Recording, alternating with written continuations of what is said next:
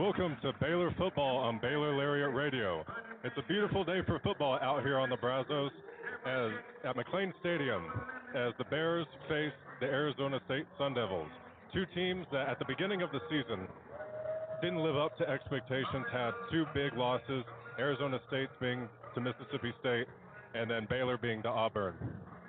Now today, the big question is, how is Sawyer Robertson going to perform, Jeffrey? And, Aranda's talked about it. Are we going to see the Sawyer that we've been seeing 400 yards plus in 3 straight games? Or are we going to see last week versus Samford where he struggled and had 2 interceptions? Yeah, Aidan, you're right. I mean, the first 2 games, he looked like the best quarterback in the country. He was rising up people's Heisman boards. But then last week against Samford, didn't have the best game. Threw 2 interceptions against Samford, 3 touchdowns, only 211 yards. And again, he looked sloppy. I mean, that's even a reflection of the whole team. It looked sloppy overall, and it just seemed like they weren't prepared to play. It looked like it was almost a blow-off game. When the idea for playing a team like Samford, you got to tune up. You got to do all the little details right. And even though Baylor blew them out, it was 42-7. It was sloppy. They didn't tune up what they needed to do.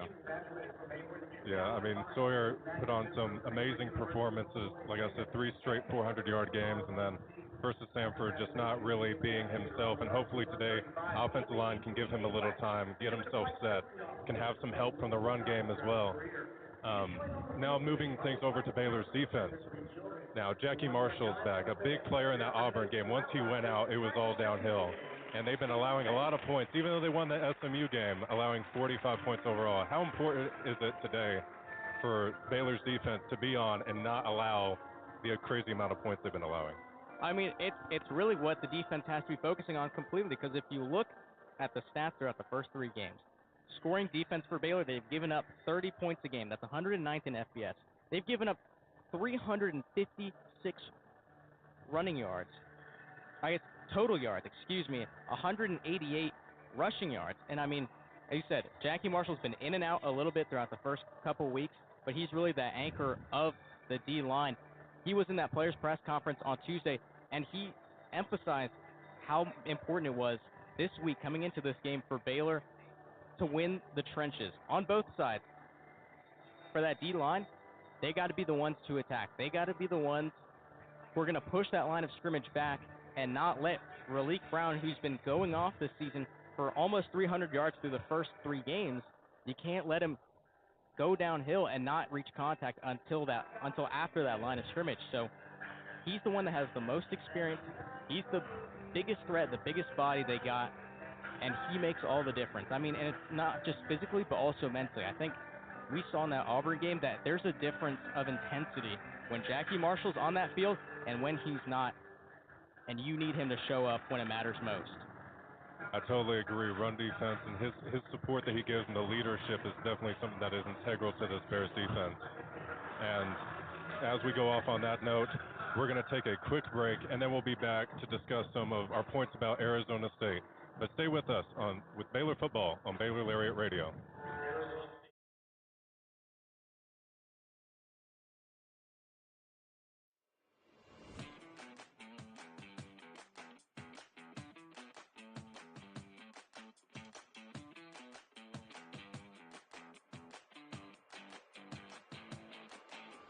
Hey Bears!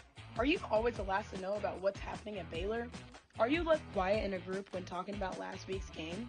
Well, you haven't gotten your morning buzz yet.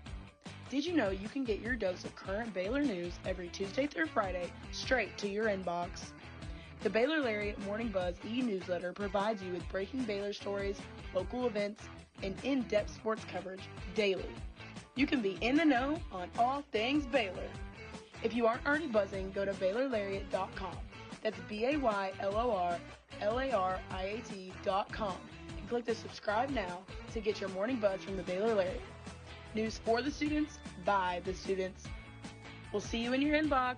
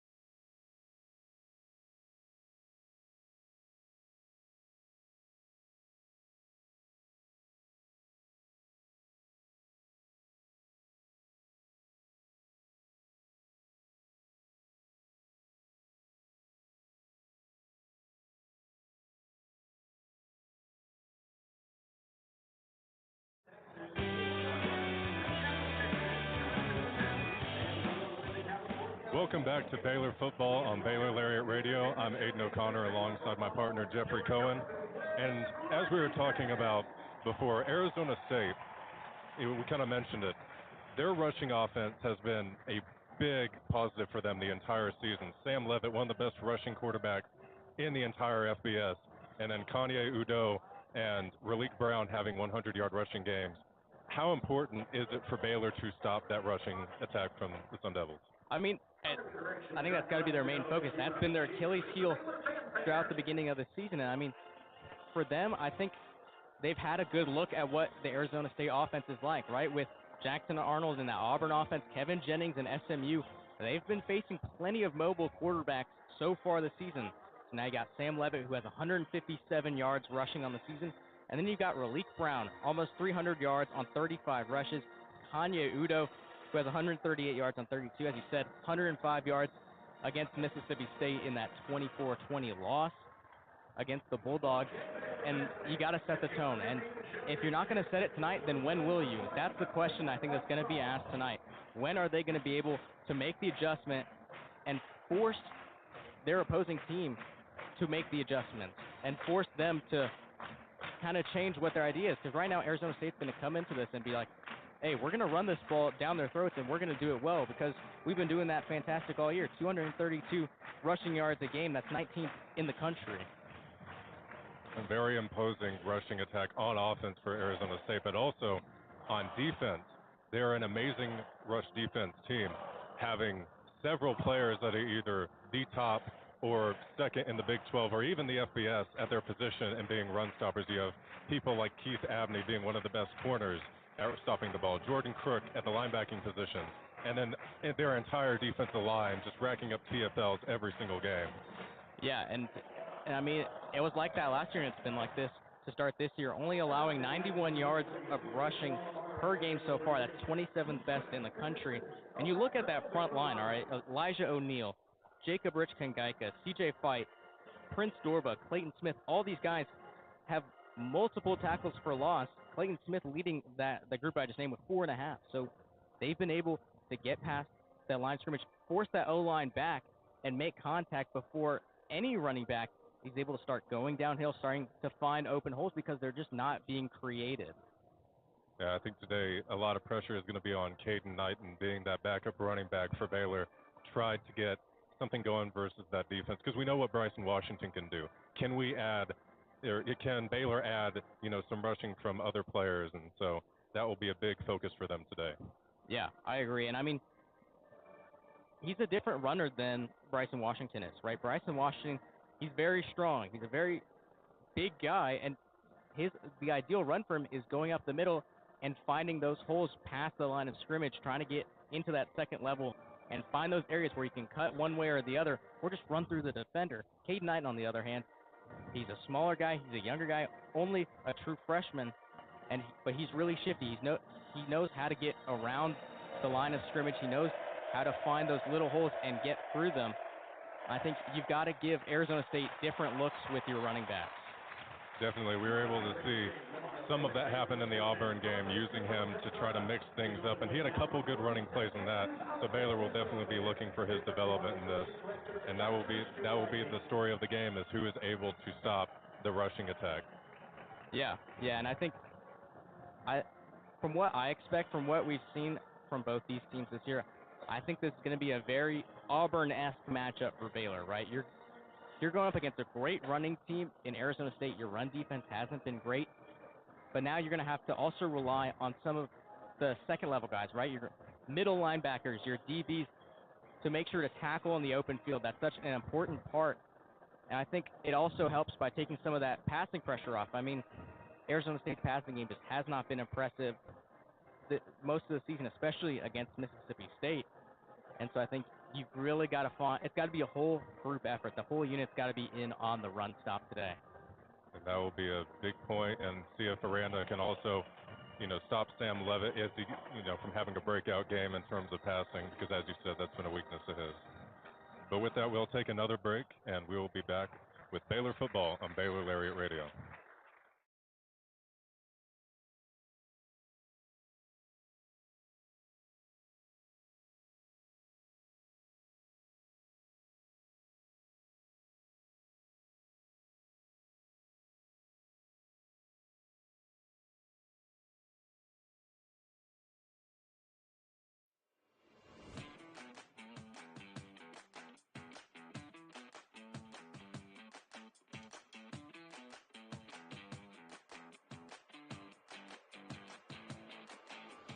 Hey Bears! Are you always the last to know about what's happening at Baylor? Are you left quiet in a group when talking about last week's game? Well, you haven't gotten your morning buzz yet. Did you know you can get your dose of current Baylor news every Tuesday through Friday straight to your inbox? The Baylor Lariat Morning Buzz e-newsletter provides you with breaking Baylor stories, local events, and in-depth sports coverage daily. You can be in the know on all things Baylor. If you aren't already buzzing, go to BaylorLariat.com. That's BaylorLariat.com and click the subscribe now to get your morning buzz from the Baylor Lariat. News for the students, by the students. We'll see you in your inbox.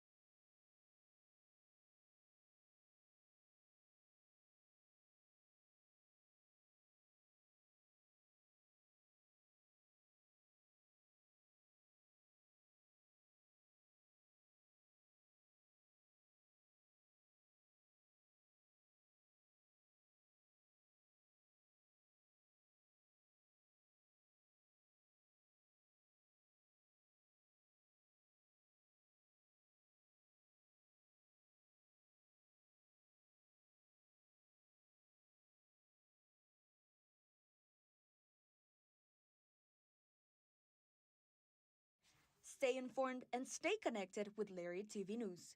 Tune in to LTVN every Friday, your go-to source for everything happening on campus and around Waco. From breaking stories to exclusive interviews, we cover campus events, student life, sports updates, and more. By the students, for the students. Catch our latest broadcast every Friday afternoon on YouTube by searching Baylor Lariat TV News.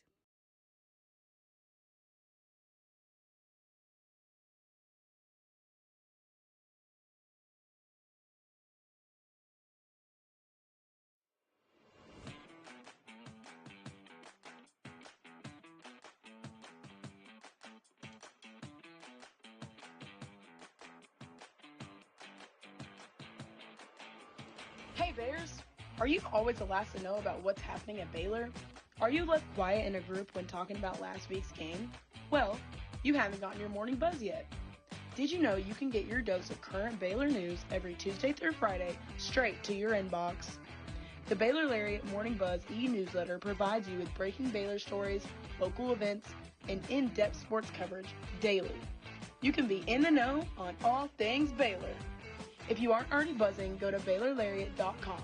That's BaylorLariat.com and click the subscribe now to get your morning buzz from the Baylor Lariat. News for the students, by the students. We'll see you in your inbox.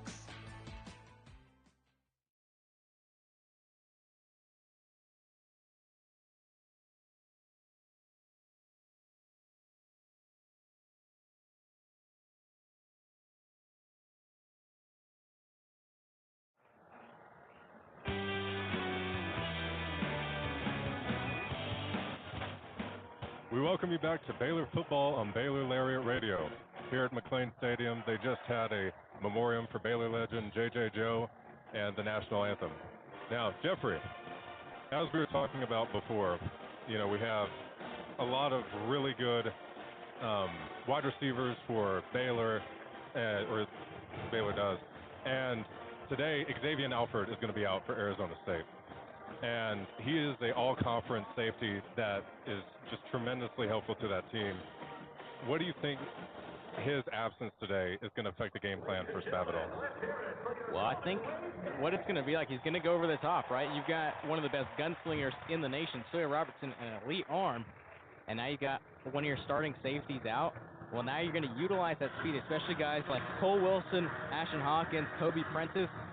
Send them down that field. Go 30, 40, 50 yards downfield if you need to, because now you got to attack Adrian Wilson, who's going to be now having to move up. He's the next man up for Xavier Alford. And I mean, you got to attack where they're the weakest, and right now that's up the middle, downfield. Adrian Wilson, though, I mean, he's coming off his best game of the season, 7 total tackles, 6 of them solo. So again, you can't act like, he's a guy who doesn't know what he's doing. He's a guy who's never had any experience against a Power 4 team. You got to attack him with the same level of intensity that you would Xavier Alford, because you don't want what happened last week to happen again in your conference opener. And all this hinges on the offensive line for Baylor. They have had struggles throughout the year, whether it be for Auburn or for SMU, and they're going up against a very imposing defensive line, having players like Clayton Smith having 4 sacks, and it is going to be a tough day for the Baylor offensive line, and all the game plan hinges on them. Yeah, and I think you got to come in with the mentality of bend, don't break. You can't break. You got to be able to keep a pocket and at least give Sawyer Robertson the time for him to go over the top. As we said, they're going to go over the top with Xavier Alford gone today, but you've got to be able to hold on for as long as possible. Hold on for dear life so that Sawyer Robertson just doesn't get beaten all game by these elite pass rushers and this elite front. So you've got to be able, again, create that pocket, create holes for Sawyer Robertson to run out, be able to roll to his left, roll to his right, move up. And I think if they can give him ways to move out of the pocket and even just create a pocket for him for a second or two, I think that's the key to at least keeping this pass game as effective as it has been the first couple weeks of the season. And Baylor will be desperate to keep the passing game that way, as this game is integral to the rest of the season.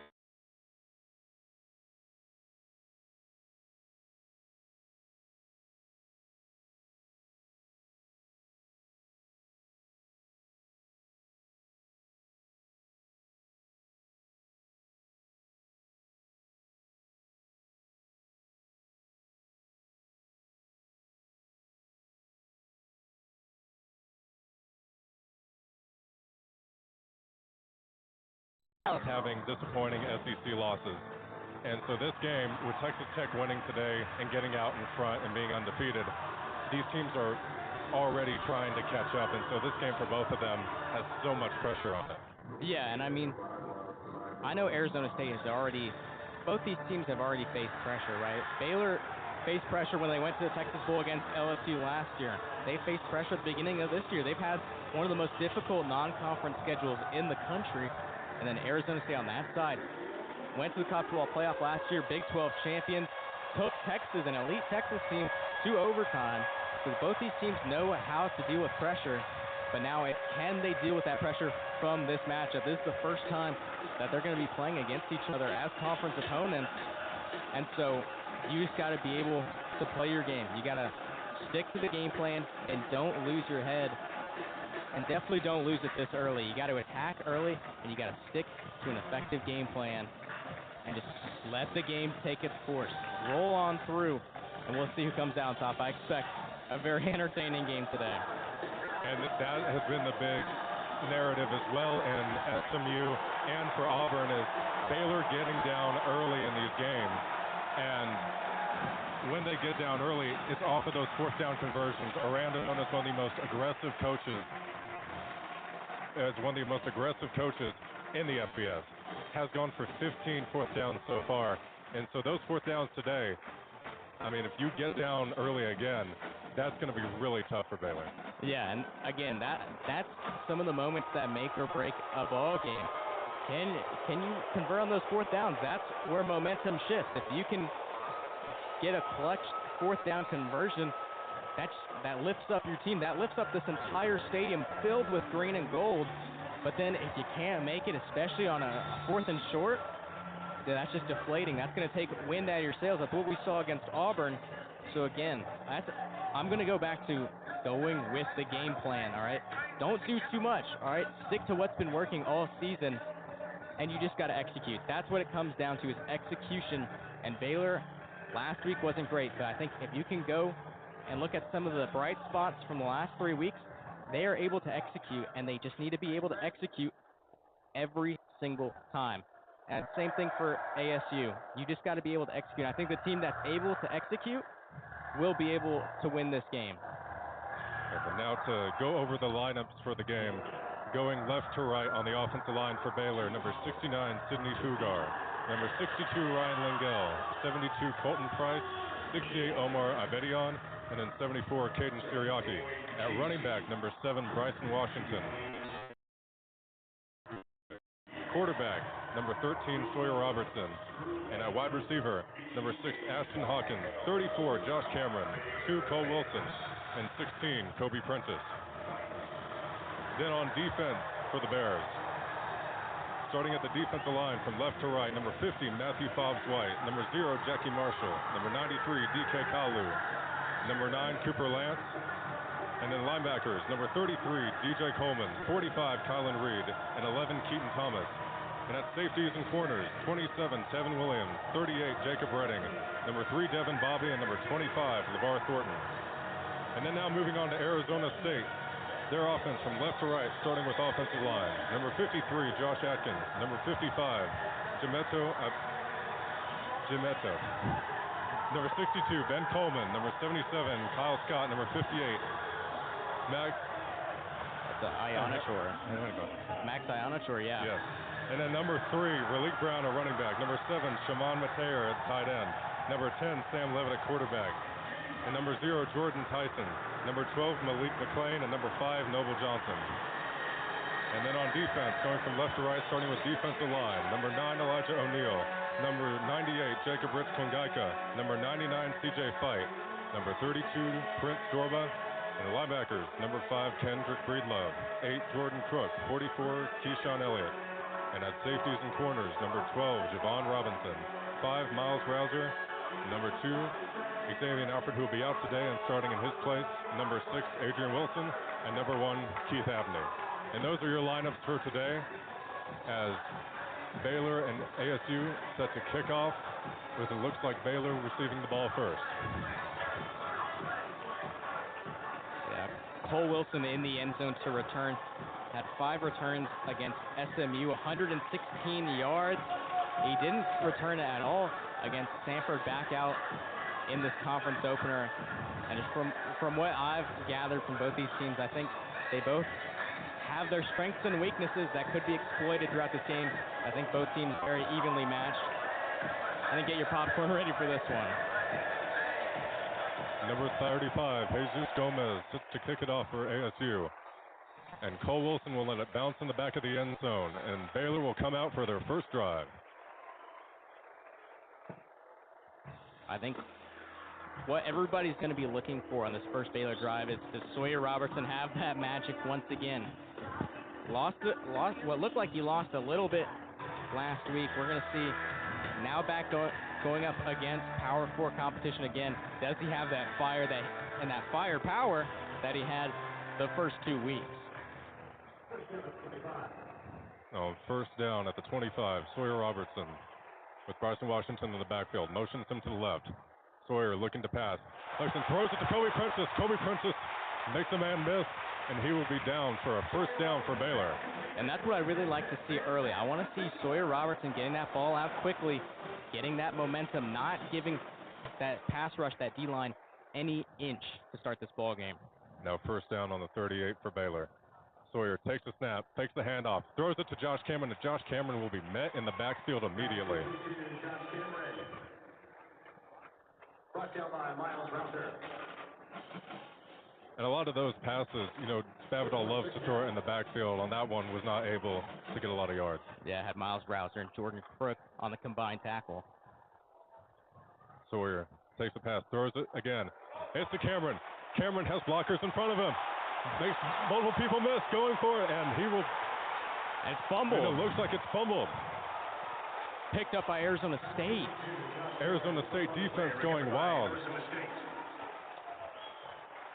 That's not how you want to start this game. He No, found, it is not. found Josh Cameron on a screen once again, breaking a couple of tackles, but again, got that ball punched out from behind him. And it looks like Arizona State will recover, and it'll be their ball in their own territory, kind of around the 35-yard line. Just a sea of bodies, and then suddenly the ball is out, and now Arizona State has the ball.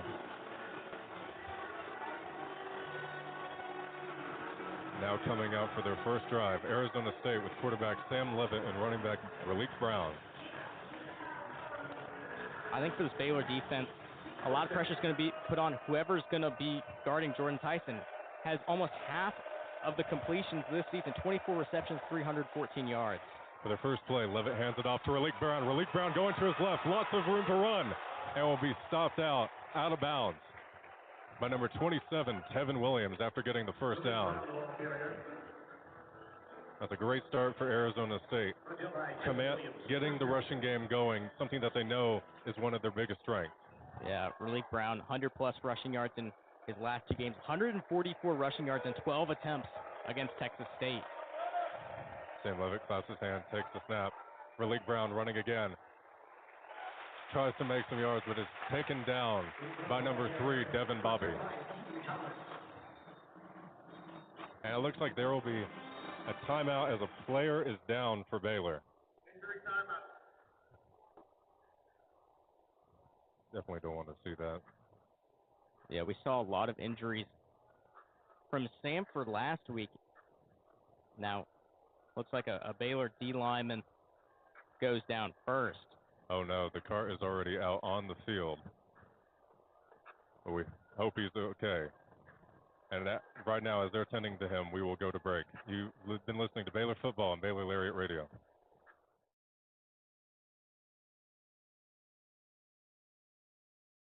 Stay informed and stay connected with Lariat TV News. Tune in to LTVN every Friday, your go-to source for everything happening on campus and around Waco. From breaking stories to exclusive interviews, we cover campus events, student life, sports updates, and more. By the students, for the students. Catch your latest broadcast every Friday afternoon on YouTube by searching Baylor Lariat TV News.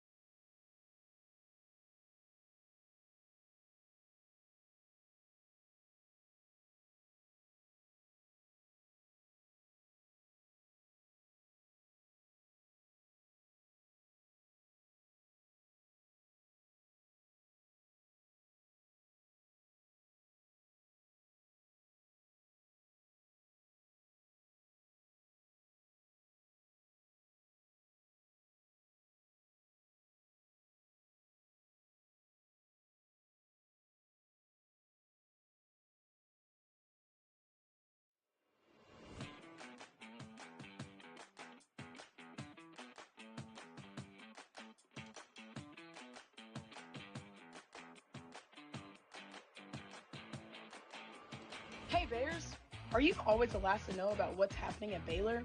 Are you left quiet in a group when talking about last week's game? Well, you haven't gotten your morning buzz yet. Did you know you can get your dose of current Baylor news every Tuesday through Friday straight to your inbox? The Baylor Lariat Morning Buzz e-newsletter provides you with breaking Baylor stories, local events, and in-depth sports coverage daily. You can be in the know on all things Baylor. If you aren't already buzzing, go to BaylorLariat.com.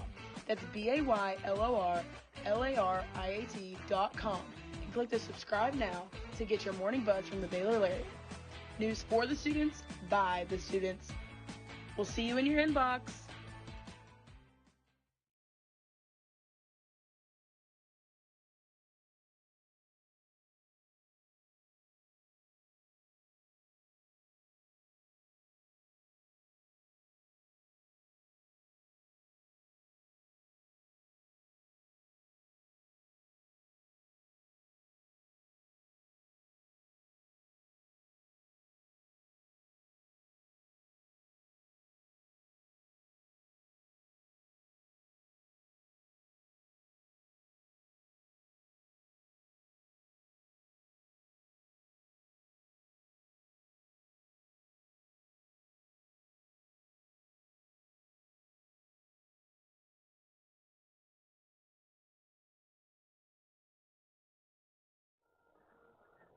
Welcome back to Baylor Football on Baylor Lariat Radio. It was number 36, Travion Barnes, who was injured on the play, and he is being carted off the field now. A player that Baylor will sorely miss for the rest of this game. Yeah, I mean, it's just got to sting. I mean, the first two plays of the game, you fumble on offense, and then you have a very valuable piece in the middle of that defense. Have middle linebacker Travion Barnes coming off his best game of the season, 6 solo tackles against Samford. 11 total tackles on the year, 1 sack. Hyping up the crowd. There you go.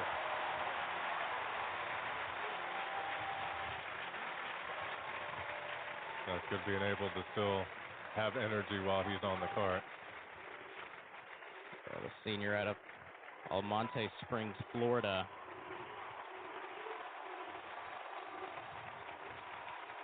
Trying to hype his teammates up as they prepare to take him off the field. That's some dog mentality right there. That's what you love to see. You love to see guys when this moment can be, you know, you could be sulking, you could be distraught, and obviously I wouldn't blame them. I mean, you're getting carted off the field on your first defensive snap of the game in a big game, your conference opener against Arizona State.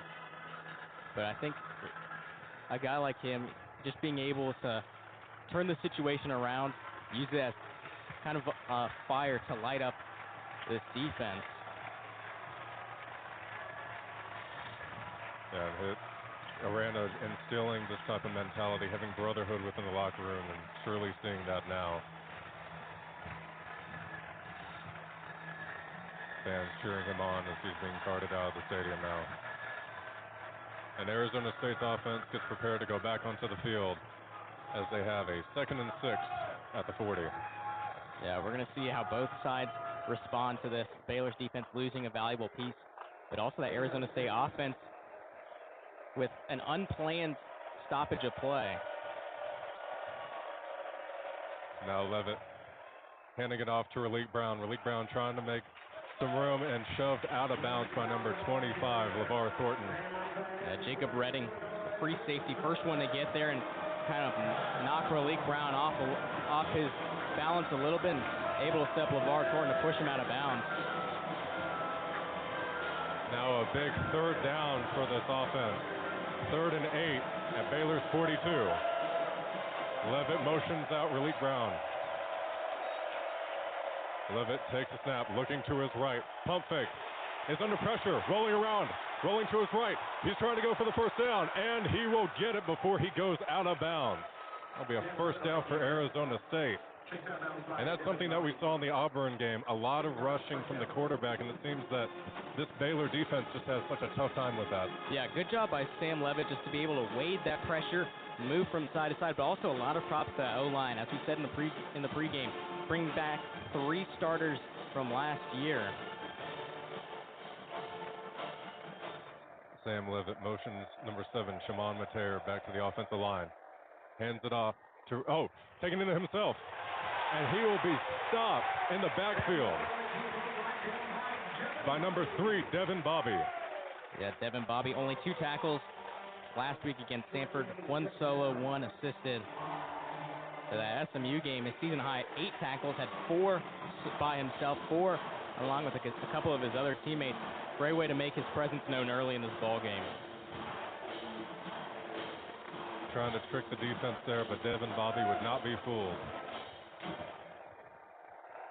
Now Raleek Brown in the backfield being motioned out as a wide receiver. Sam Levitt looking to his left, throws it, and receiver falls down on the ground. Number 12, Malik McClain. And he was going to have a chance at the end zone there, but just fell down on that route and the ball being a little bit behind him. Yeah, I mean, even if he didn't slip, he was not catching that ball. That ball was a couple feet behind him, just completely unable to make that play. Now another 3rd down, 3rd and 9 for Arizona State at Baylor's 33. Sam Levitt in an empty backfield, 3 wide receivers to his right, 2 to his left. Now motions Raleek Brown back into the backfield. Tosses it to Raleek Brown. Raleek Brown making space. He's got open field, and he will be tackled right before he could get the touchdown by number 38, Jacob Redding, but there is a flag on the field. Yeah, a flag thrown behind the play at around the 15-yard line. Let's see what the call will be. It looks like Arizona State will be moving back.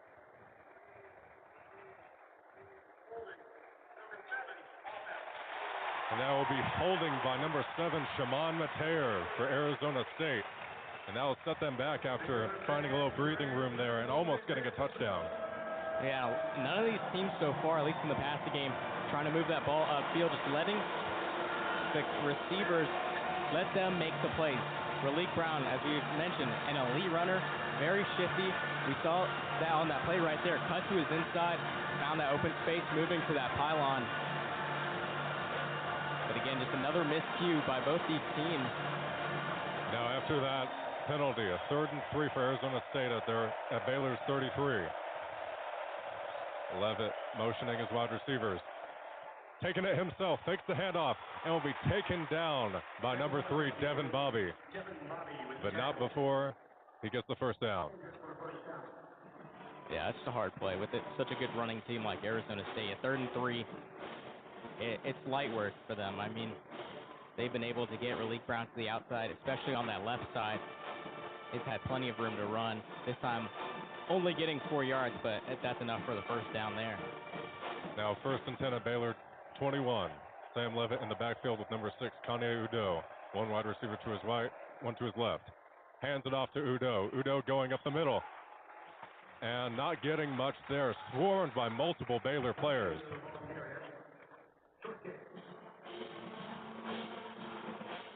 Setting up a 2nd down now for Arizona State.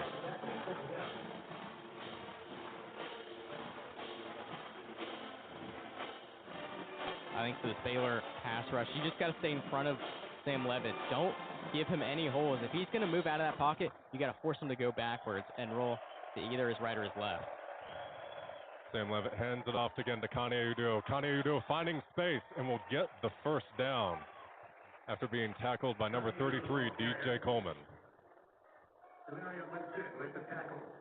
Forgive me, that was not a first down. It is now 3rd and 3 for Arizona State. No, it was a first down. Pardon me. It looks like they have some issues with the chains, but looks to be all settled. 1st and goal from the 10. 1st and 10 at the 10, now in the end zone. Levitt motioning his wide receivers and tight ends to get close to the line. And there will be flags on the play. Looks like it will be a false start.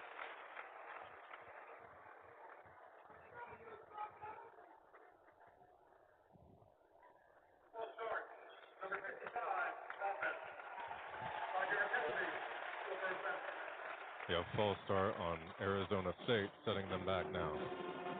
Another penalty. So far been the kryptonite for Arizona State on this drive. But again, we've seen a lot of Raleek Brown and Kanye Udo. Udo not getting a whole lot of action last week. Only 7 attempts, 14 yards, at 138 on the season coming into tonight. Now Levitt hands it off again once to Udo. And Udo taken down and upended by number 33, DJ Coleman. DJ Coleman had himself a big game last week. Oh, actually, he only had 1 tackle, but he made that work as a tackle for loss and forced a fumble on that play. Also had a pass breakup. Now 2nd and 14 at Baylor's 14. 3 wide receivers to Levitt's left, 1 to his right. Motions over Jordan Tyson in the backfield now.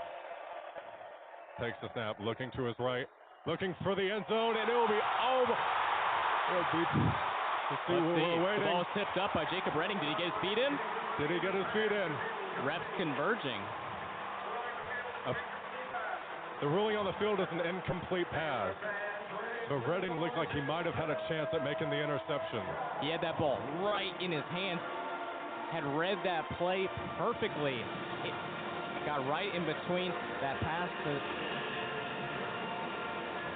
the ASU wide receiver. Went right through his hands, straight up.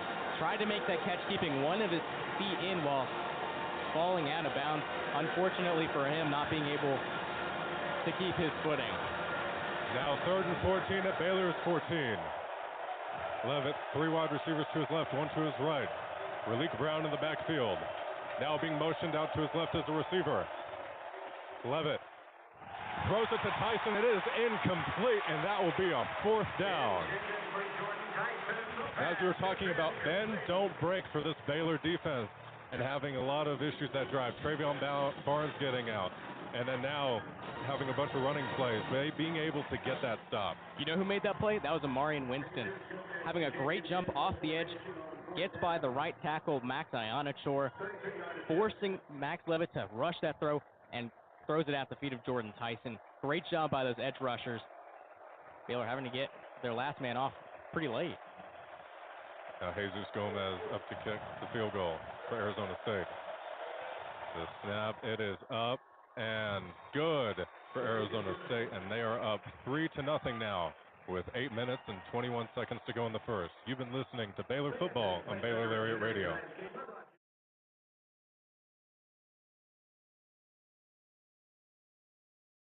Stay informed and stay connected with Lariat TV News.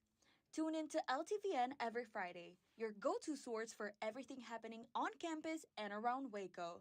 From breaking stories to exclusive interviews, we cover campus events, student life, sports updates, and more. By the students, for the students. Catch our latest broadcast every Friday afternoon on YouTube by searching Baylor Lariat TV News.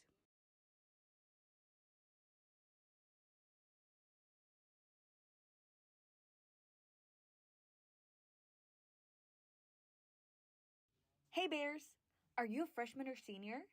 Freshman and senior portraits are now being scheduled. Watch your Baylor email for more information on how to reserve your sitting.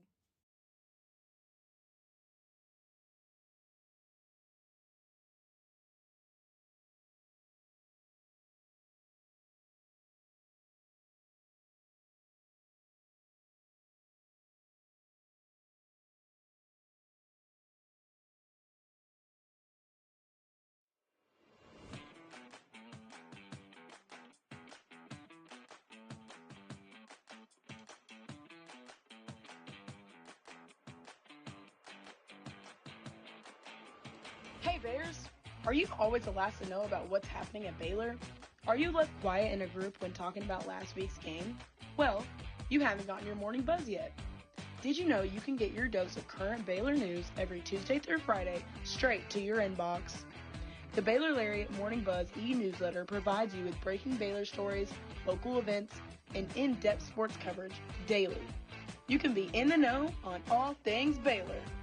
If you aren't already buzzing, go to BaylorLariat.com.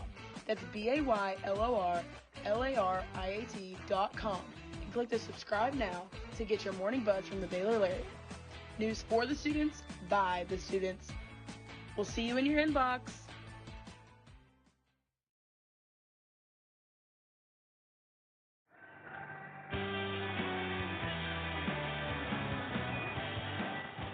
Welcome back to Baylor Football on Baylor Lariat Radio. Arizona State up 3-0 on Baylor with 8 minutes and 21 seconds to go in the first. Now Baylor looking to return on the kickoff here and try to get some points and not have a mistake like last drive, fumbling the ball. Yeah, and I think we got to give major props to that defense towards the end of that drive. It looked like Arizona State had their way with the run game. Raleek Brown finding his way to the outside to the left. Kanye Udo going up the middle. It was just clicking. But then once they got inside that red zone, that Baylor defense just really starting to get together and not let anything get through. Jesus Gomez kicks it off for Arizona State, and it will be a touchback once again. But now there is a flag flown onto the field as Baylor was exiting to the sideline. I think they were getting a little bit chippy with Arizona State.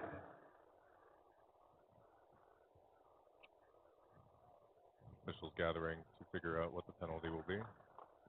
Yeah, and I think that makes sense. Like, these two teams, they're chippy.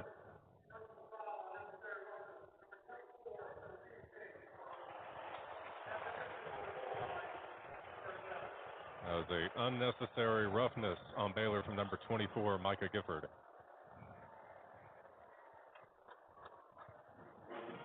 not how you want to start your drive, having a fumble and then having an unnecessary roughness before your drive even begins here. Yeah, well, you just got to keep your head, right? These mistakes, these dumb mistakes, are what can really cost you. As we said, this is a very evenly matched team.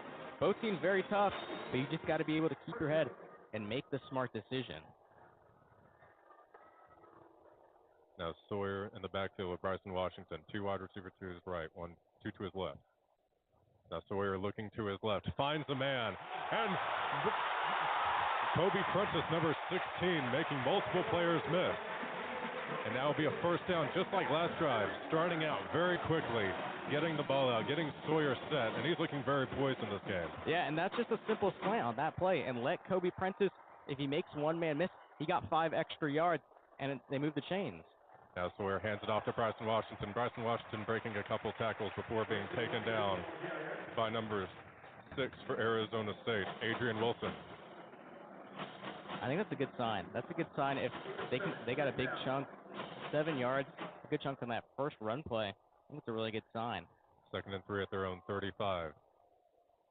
Sawyer hands it off to Bryson again. Bryson trying to find some room, but taken down by multiple Arizona State players. That play blown up from the very start. Yeah, well, it looks like that's enough to move the chains, right? They only need to get 3 yards. Bryson Washington able to stay up and turn those legs and get that extra couple of inches, even being wrapped up by a couple of those Arizona State defenders, including Jordan Crook and Keyshawn Elliott. Now 1st and 10 at their own 39. Sawyer surveying the defense, looking at the blitz. Sawyer under pressure, throws it to Michael Trigg over the field, and that will be another Baylor first down. And now getting chippy at the end of the play, Michael Trigg. And Arizona State, number 4, Miles Rouser. Now Baylor in hurry-up offense right now. 1st and 10 at the 48. 3 wide receivers to Sawyer's right. Michael Trigg to his left. At the end of the offensive line, Cade Knighton in the backfield. Cade Knighton getting his first carry of the game. Spin moves in the backfield, and then it's taken down, though, by number 6, Adrian Wilson. As we talked about in the pregame, Adrian Wilson filling in big shoes from Xavier Alford. Yeah, and he's done a great job of filling in some of those gaps in the run game. Cade Knighton ran up the middle, tried to spin his way to his right, and kept on breaking tackles until it was, again, Wilson who was able to complete that play, get a tackle for loss. 2nd and 11 at the 49. Knighton still in the backfield. Sawyer throws it, and that will be caught by number 2, Cole Wilson. Yeah, Cole Wilson had a big first game, 134 yards on 8 catches against Auburn, but since then, only 48 yards across 5 catches in his last 2 games. Now a 3rd down for Baylor. 3rd and 3 at the 41.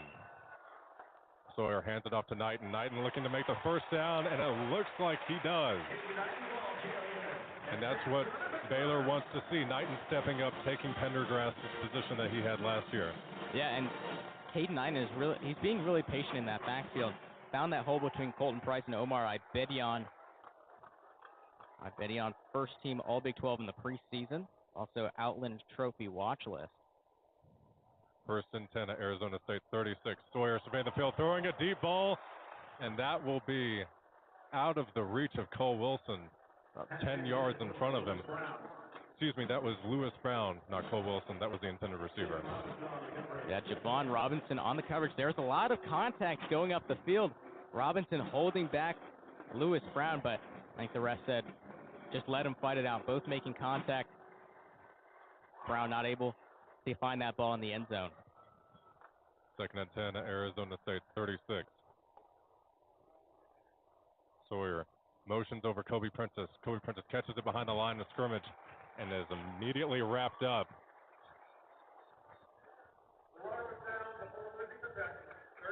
Some Arizona State players thinking that the ball was fumbled, but he was down by contact. Yes, another screen play by Jake Spavital's offense. Trying to find Kobe Prentice, but Michael Trigg blowing his blocking assignment, not able to stay with him, and that's what blew up the play. So now it's 3rd and long, 3rd and 10 on the Arizona State 36. Now 3 wide receivers to Sawyer's left, 1 to his right. Bryson Washington being motioned out. Sawyer running to his right, looking for room. Throws it down the field, and it is out of the reach of Josh Cameron. Another overthrown ball. Yeah, just a tough throw. I thought he should just kept it and run with it. Had some green grass to run, but again, just overthrew Josh Cameron, and so now they'll send out that punt team. Just a little too long for Connor Hawkins. Oh, no, they are bringing out the field goal team.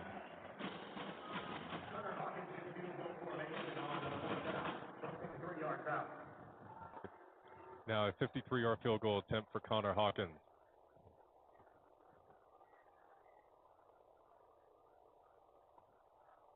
Snap is up, and it is good.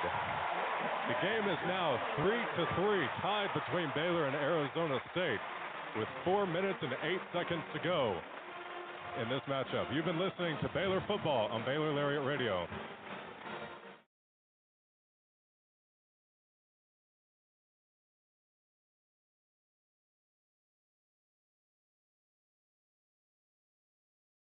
Stay informed and stay connected with Lariat TV News. Tune in to LTVN every Friday, your go-to source for everything happening on campus and around Waco.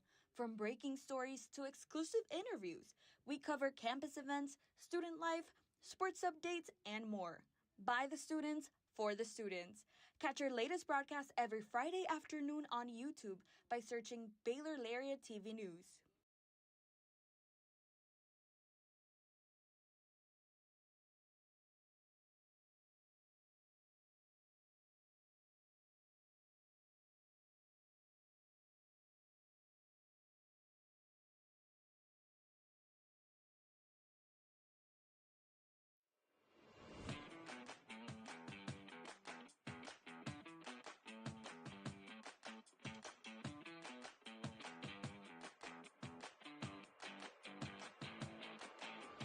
Hey Bears! Are you always the last to know about what's happening at Baylor? Are you left quiet in a group when talking about last week's game? Well, you haven't gotten your morning buzz yet. Did you know you can get your dose of current Baylor news every Tuesday through Friday straight to your inbox? The Baylor Lariat Morning Buzz e-newsletter provides you with breaking Baylor stories, local events, and in-depth sports coverage daily. You can be in the know on all things Baylor. If you aren't already buzzing, go to BaylorLariat.com. That's BaylorLariat.com and click the subscribe now to get your morning buzz from the Baylor Lariat. News for the students, by the students. We'll see you in your inbox.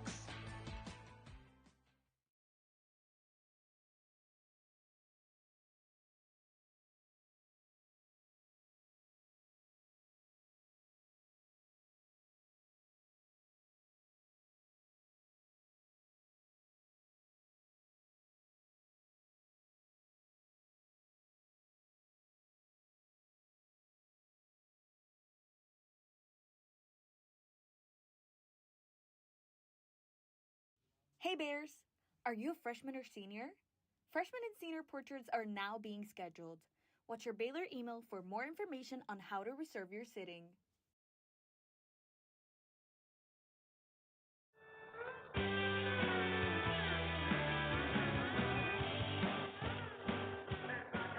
Welcome back to Baylor football on Baylor Lariat Radio. It's currently tied 3-3 between Baylor and Arizona State after a 53-yard field goal by Connor Hawkins. And that, as we were talking about in the break, Jeffrey, that was his longest of his career. Yeah, I mean, in terms of field goals, he's had a pretty easy go of it. I mean, his longest one not being over for 40, so, I mean, this is the first kick that he's had, first field goal attempt all season that's really been a stretch at all. He's had now 4 for 4 on field goals, but had 2 between 20 and 29, and then just the one between 30 and 39. Now we can see he's got the leg. Now Baylor kicks it off to Arizona State, and that will be received by number 16, Jaron Hamilton. Going to his right, trying to make some space, making some men miss. He'll be taken down without even getting to the 25-yard line. Might have wanted to let that one bounce. Yeah, I think that was a really good kick by Rhett Armstrong. That ball bounced right around the 10-yard line, and Jaron Hamilton just received that at the goal line. And You know, he's trying to work his way to his right, maybe get some blockers, give his team some time to cover for him. But again, Baylor doing a great job of just sticking with it, not letting him continue to wade to his right. And it's going to be poor field position at their own 11-yard line for the Sun Devils. Arizona State trying to start off hot in this drive like they did their last couple drives. Levitt receives the snap, hands it off to Raleek Brown. Raleek Brown going up the field to his left. He will go out of bounds after getting a big gain. Yeah, that's the exact same play that they started their last offensive drive with. Get Raleek Brown to bounce to the left side. You have a blocker around the numbers, and just get him to that sideline and pick up another first down. Yeah, first down and 10 at their own 28 for the Sun Devils. Levitt takes the snap, looking to his right, throws it to his tight end, and he'll be stopped down. That was number 9, Cameron Harpole. Cameron Harpole having his second reception of the year. Not involved in this offense very much, but good catch by him there. Yeah, he's seen action in all 3 games. He said only 1 catch for 4 yards coming into tonight. That was against Mississippi State. So like he has more of a Matt Klopfenstein kind of role, big on the blocking. Levitt now motioning Cameron Harpole to come back to the offensive line. Malik Brown in the backfield once more. Levitt takes the handoff to Brown. Evades some pressure, throws the ball long down the field, and it will be incomplete. Intended for Jordan Tyson, but number 17, Tyler Turner, breaking it up. Wow, just what a play from everyone involved.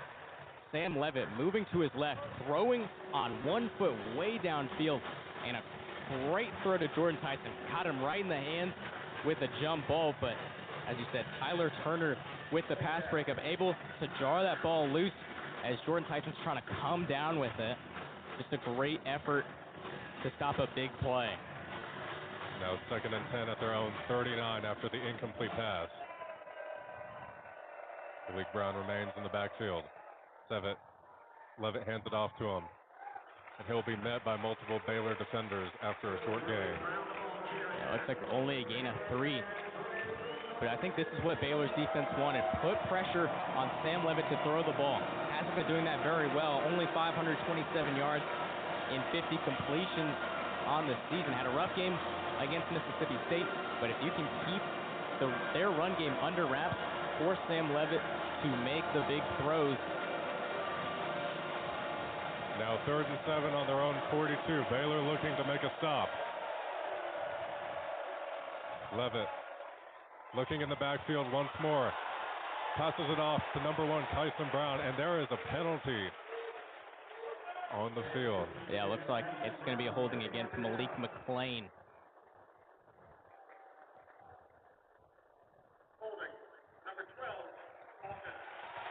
Right you were, Jeffrey. Holding on number 12, Malik McClain. And Arizona State set back once again by penalties. Yeah, and that's the thing with a screenplay like that is you just got to be able to push your guy. He was going up against Kendrick Simpkins. You got to be able to stay in front of him and push him back.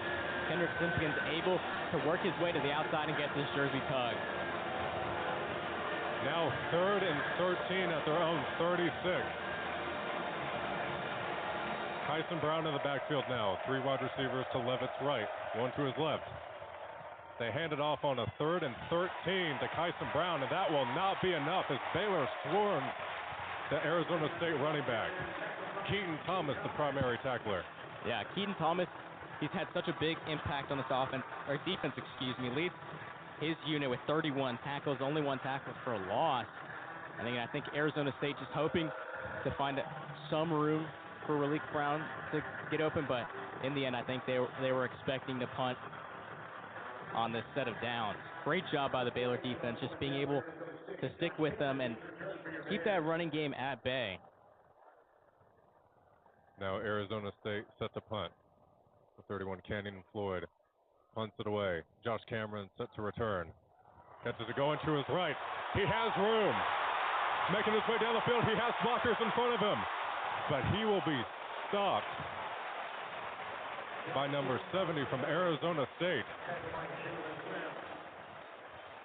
It looked like he had room there to make it all the way downfield, but that's the backup left tackle, Jalen Clem. What a good job. What a good tackle by the O-lineman. Because he had lots of room there to make it pass.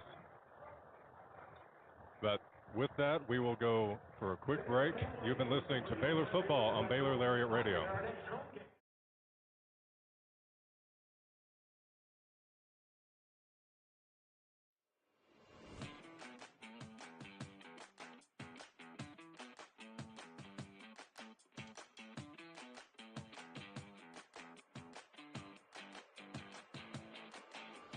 Hey Bears, are you always the last to know about what's happening at Baylor? Are you left quiet in a group when talking about last week's game? Well, you haven't gotten your morning buzz yet. Did you know you can get your dose of current Baylor news every Tuesday through Friday straight to your inbox? The Baylor Lariat Morning Buzz e-newsletter provides you with breaking Baylor stories, local events, and in-depth sports coverage daily. You can be in the know on all things Baylor. If you aren't already buzzing, go to BaylorLariat.com. That's BaylorLariat.com and click the subscribe now to get your morning buzz from the Baylor Lariat. News for the students, by the students. We'll see you in your inbox.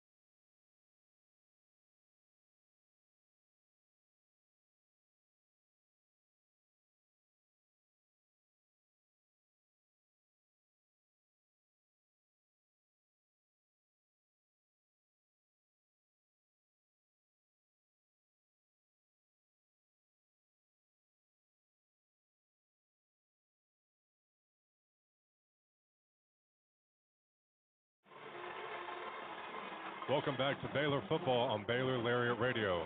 Currently tied 3-all between Baylor and Arizona State, as Baylor has a 1st and 10 at their own 45, with 51 seconds to go in the first quarter. Bryson Washington in the backfield with Sawyer Robertson, 2 wide receivers to his left, 2 to his right.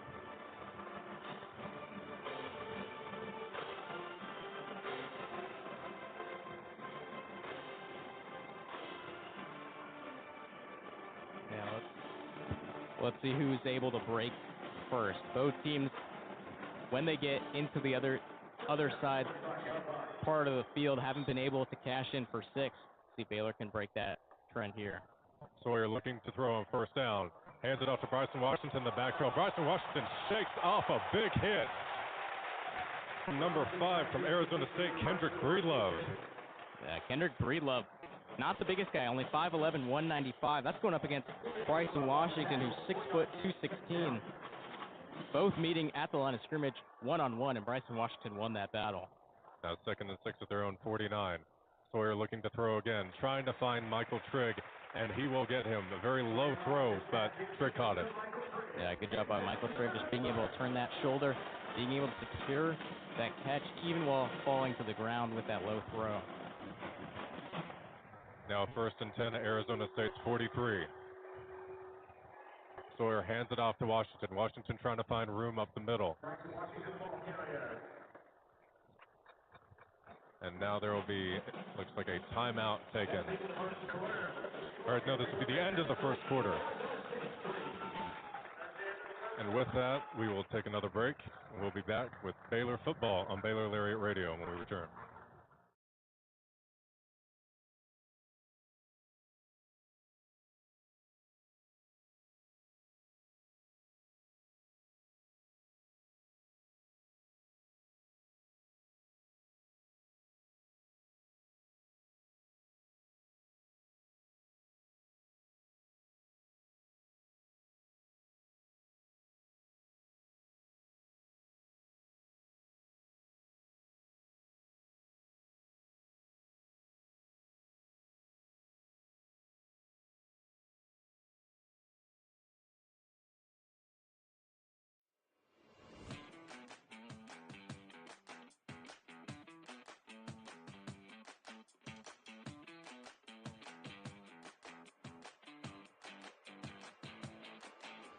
Hey Bears!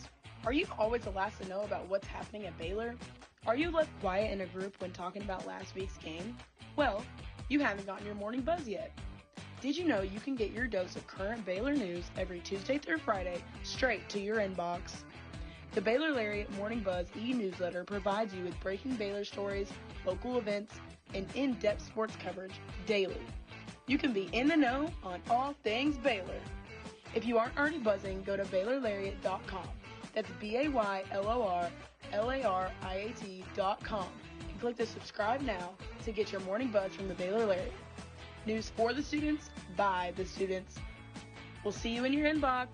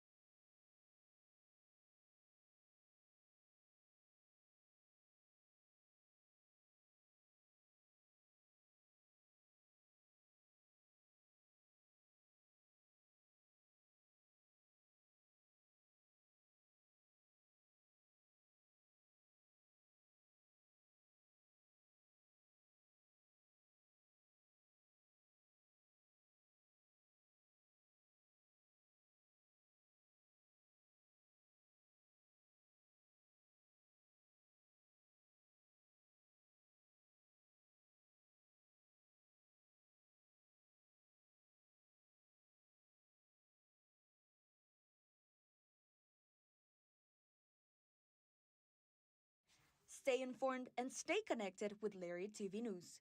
Tune in to LTVN every Friday, your go-to source for everything happening on campus and around Waco.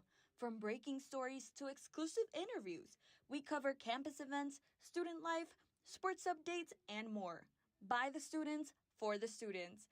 Catch our latest broadcast every Friday afternoon on YouTube by searching Baylor Lariat TV News.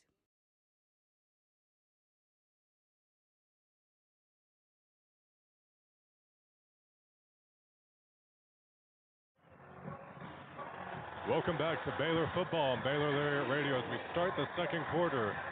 Baylor and Arizona State tied 3-all as Baylor has a 2nd and 7 at Arizona State's 40. Bryson Washington in the backfield with Sawyer Robertson. Sawyer Robertson takes a snap, looking to his left. Almost gets sacked, evades the pressure, tries to throw it out at the last minute. Was about to take a sack, just decided to try to dump it off to Michael Trigg, but it'll be incomplete. That's a smart decision. Don't force the ball where it doesn't need to be. And when you can throw that ball, because he was getting grabbed on that left shoulder, he's able to get the ball out as a righty. And again, you throw it to the feet of the nearest receiver, found Michael Trigg, threw about a yard in front of him. 3rd and 7 at Arizona State's 40. Sawyer hands it off to Bryson Washington. Bryson Washington has room, and he will get the first down. Taken down after breaking multiple tackles.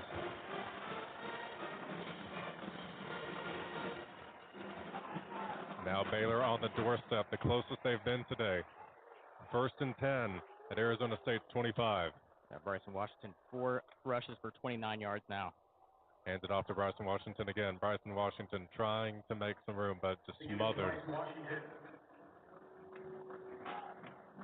I think if you're Jake Spamatal, obviously you don't want to get stuffed at the line of scrimmage, but I think you're honestly okay with it. Because coming into this, you got to know this is a tough defensive line to deal with. So if you can break off a couple plays like we mentioned earlier, just break off a couple of good-sized runs, and that just makes a whole world of difference and takes off a lot of pressure off of Sawyer Robertson. 2nd and 8 at Arizona State's 23.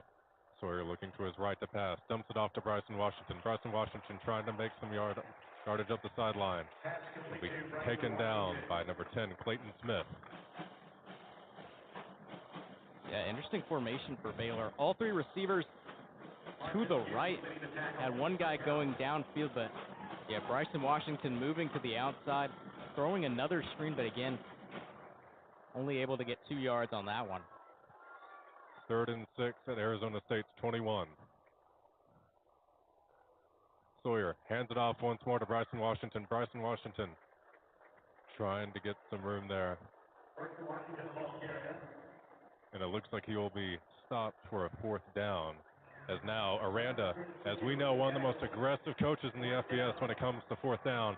And this is 4th and 2, something he goes for all the time. 15 times this year so far. Yeah, they're 8 for 15. As we said, this is a big moment. Can they get the necessary 2 yards and get a big momentum, or will this crush their drive? Sawyer takes a snap, looking to throw. Tries to pass it to Cole Wilson, and it is incomplete. That will be a turnover on downs as he was covered by number 4, Miles Rouser. Now as they switch sides, we will take a quick break. You've been listening to Baylor Football on Baylor Lariat Radio.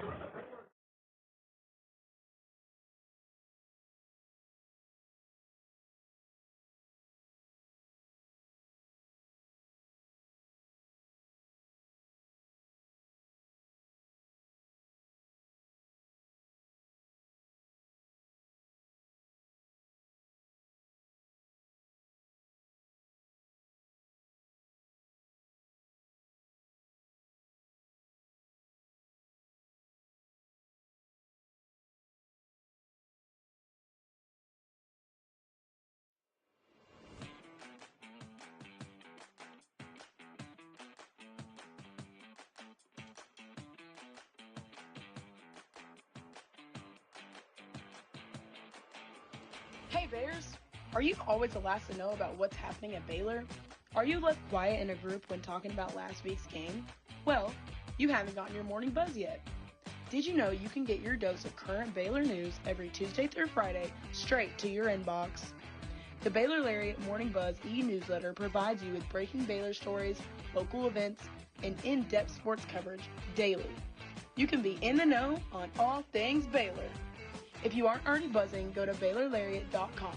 That's BaylorLariat.com and click the subscribe now to get your morning buzz from the Baylor Lariat. News for the students, by the students. We'll see you in your inbox.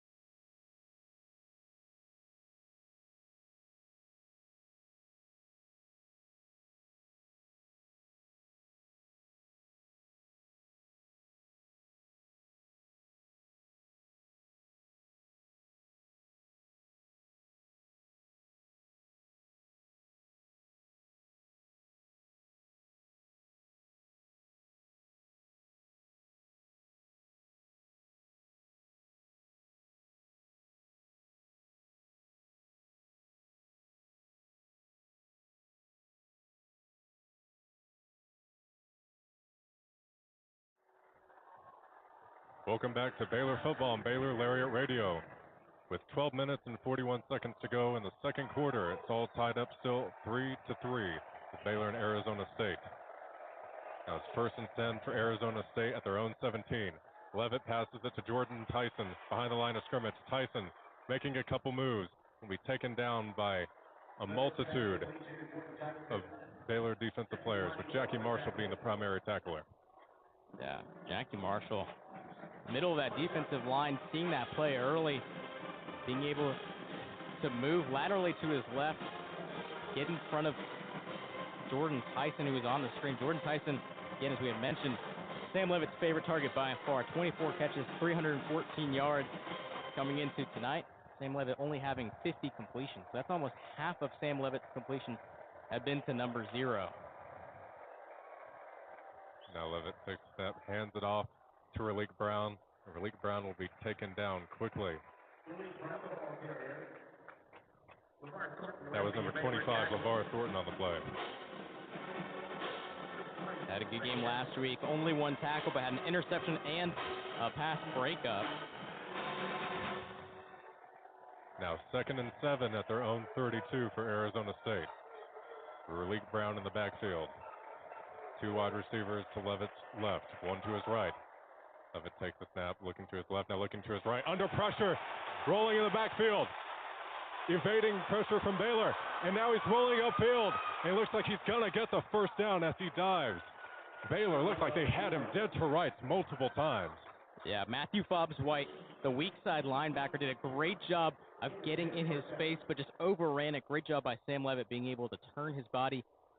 Initially going to his right, being able to kind of loop around to the left, had plenty of open area and plenty of green grass to get that first down. That was one of the things we talked about. Levitt. And now there's a 15-yard penalty against Baylor for sideline interference for running into a referee. That's a call you don't see every day.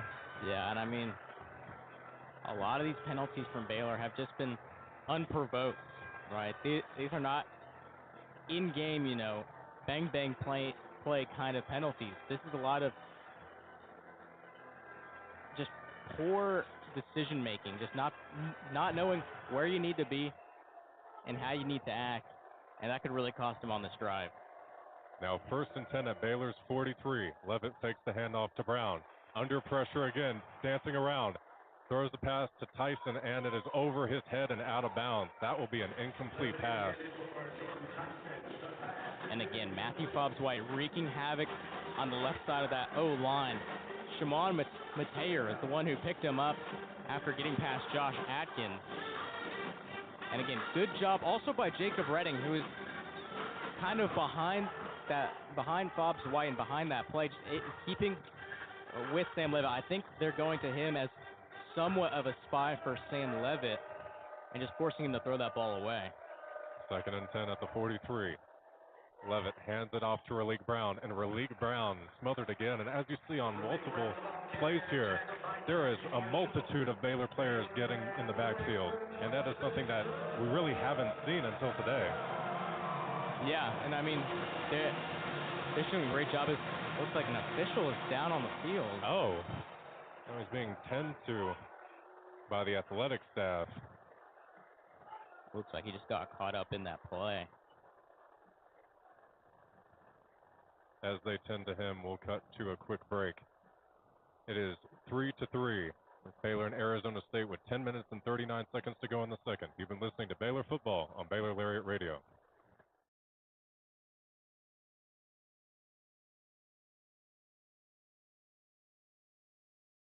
Hey Bears! Are you a freshman or senior? Freshman and senior portraits are now being scheduled. Watch your Baylor email for more information on how to reserve your sitting.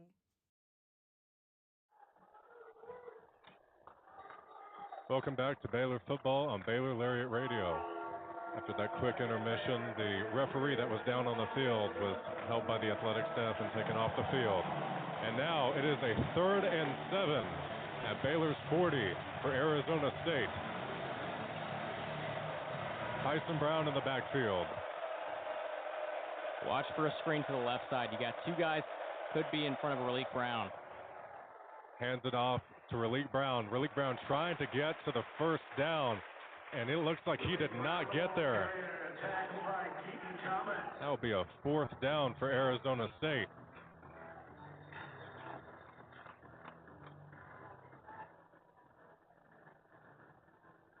This is a big decision here for Arizona State. Training staff coming out, rushing across the field. It looks like everything will be okay. Looks like there's some confusion among some of the staff here. Yeah, but this is prime 4th down territory for any team. You're on that Baylor sideline, possibly a bit too far for a field goal, and now it's 4th and only 3 yards to go. So we'll see what the Sun Devils have up their pocket. 4th and 3 at Baylor's 36. Arizona State trying to keep their drive alive. Tyson Brown in the backfield once more. Levitt looking to his right. Throws it, and it will be caught for a first down. by number 0. And who else is it? Jordan Tyson. Yeah, and I mean, we mentioned that the most pressure on this Baylor defense is going to be on whoever's going to be defending Jordan Tyson. Just a quick slant, get him in the chest, going down the middle of the field. You only needed 3 yards. Ran the same play as Baylor, but they executed it better. Raleek Brown now back onto the field as he takes the handoff. Trying to get some room, trucks a man, and will be taken out of bounds. He gets a good chunk of yardage. And that's deflating. You could feel it in the stadium. As soon as that ball was passed and caught by Tyson, just the entire mood and all the anticipation died at that moment. Yeah, and I mean, we've already mentioned it multiple times. 4th downs are such good turning points. They could either invigorate the team that succeeds, and again, as you said, deflate any kind of momentum the team that doesn't convert. 2nd and 4, Baylor's 27. Lev in the backfield, throws a bomb to the end zone, and it'll be incomplete, but it looks like there was pass interference on the play from number 27, Tevin Williams. Levitt trying to find number 12, Malik McClain, in the end zone. Yeah, McClain beat Tevin Williams just by a step, though. Tevin Williams still tried to stick onto his hip, and I thought he was keeping up, but yeah, just held him at around the 5-yard line. That was a pretty easy call for the goal line official. Just looked like he tripped up on that play, trying to keep up with Malik McClain. Now a 1st and 10 at Baylor's 12, still tied 3-3 here with 9 minutes and 5 seconds to go in the 2nd quarter. Arizona State looking to score the first touchdown of this game. Tyson Brown in the backfield with Sam Levitt, 3 wide receivers to his right. Levitt calls his own number, goes upfield, and there will be a flag thrown as he was upended after only a couple yards. In the backfield, the flag was thrown. We'll see if another penalty takes Arizona back in Baylor territory. We've already seen that a few times tonight. Marshall's gathering together.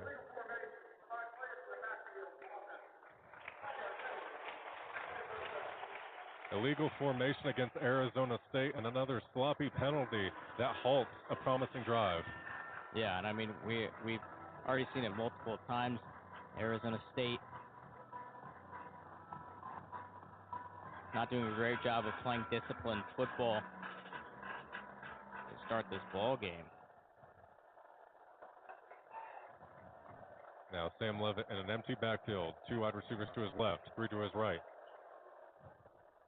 Now he motions Raleek Brown in the backfield and calls his own number. He'll take it up the middle for a couple yards. Now it'll be 2nd and 10 at Baylor's 12. Yeah, Arizona State starting to go to a read option offense. A lot of what we saw from Auburn and Jackson Arnold. You get a running back moving to the outside, or you get your quarterback taking it right up the middle. This time, Baylor defense, good job closing the hole. Tyson Brown in the backfield. Sam Levitt takes the handoff, passes it to Tyson, and that play is blown up from the start. Now it'll be a 3rd down. Yeah, Kendrick Simpkins was all over that. Just getting around the blocker, doing a great job of sticking it with Jordan Tyson. Now 3rd and 7 at Baylor's 9. The crowd starting to get hyped up, hoping their Baylor Bears can make a stop on this drive and give the ball back to the offense.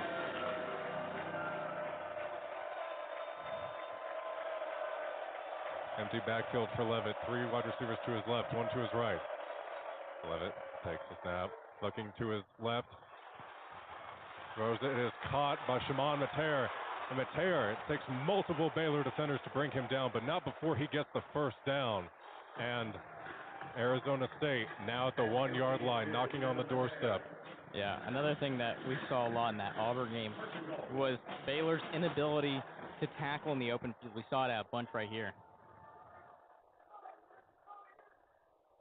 Arizona State trying to punch it in from the 1, but they might be short.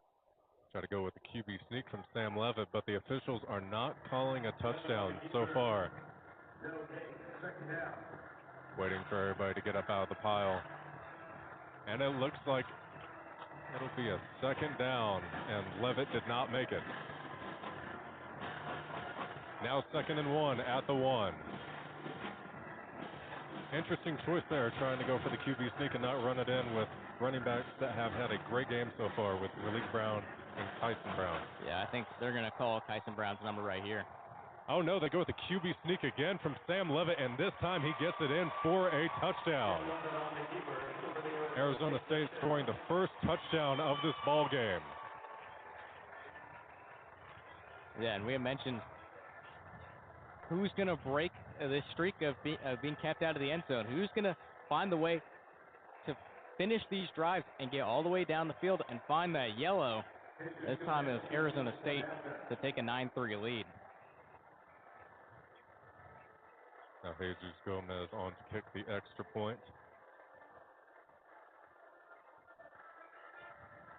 Trying to make things 10-3 here.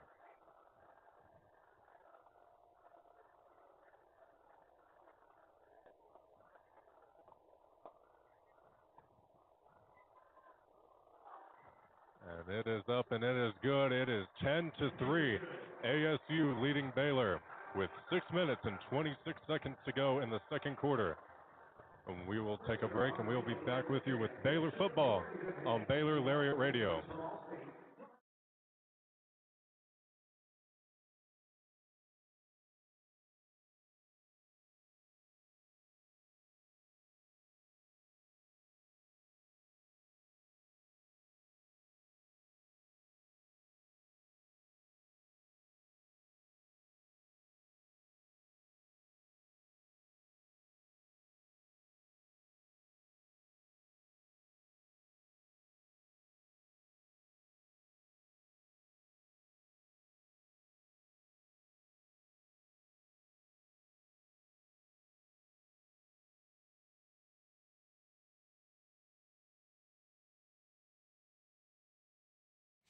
Stay informed and stay connected with Lariat TV News.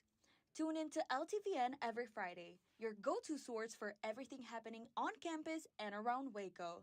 From breaking stories to exclusive interviews, we cover campus events, student life, sports updates, and more.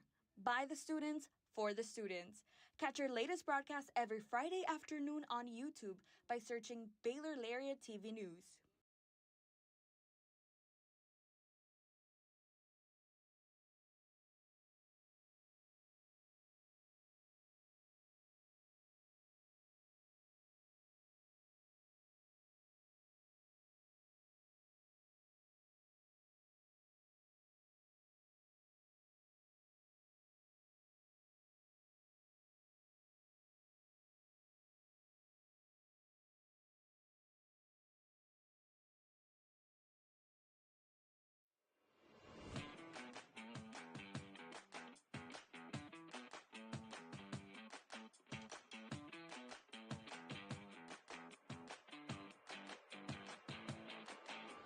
Hey Bears!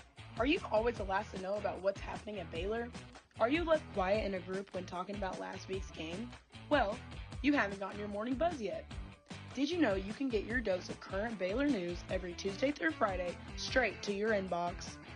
The Baylor Lariat Morning Buzz e-newsletter provides you with breaking Baylor stories, local events, and in-depth sports coverage daily. You can be in the know on all things Baylor. If you aren't already buzzing, go to BaylorLariat.com. That's BaylorLariat.com and click the subscribe now to get your morning buzz from the Baylor Lariat. News for the students, by the students. We'll see you in your inbox.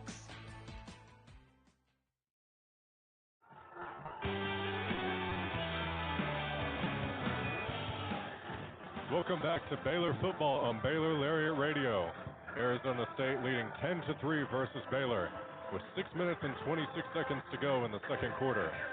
As we were talking about during the break, that drive for Arizona State took a long time. Yeah, they went 13 plays, 83 yards, 6 minutes, 15 seconds time of possession, leaving Baylor a little under 6.5 minutes to try and even up this ball game. Now Arizona State set to kick it off. It is a squib kick. It's received by Baylor. will be brought up to near the 25-yard line by number 30, Michael Allen. There you go, the veteran safety. Not a big guy, only 5'7", but a very smart guy. Has a lot of potential being a coach. Some of the Baylor coaches have already let him into their coaches meetings before he's even done with his playing days.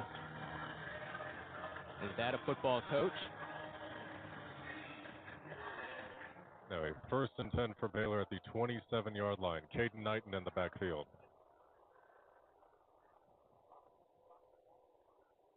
Sawyer looking to his right to pass. And that will be incomplete, but it looks like there will be a flag on number 1, Keith Abney, for pass interference. Yeah.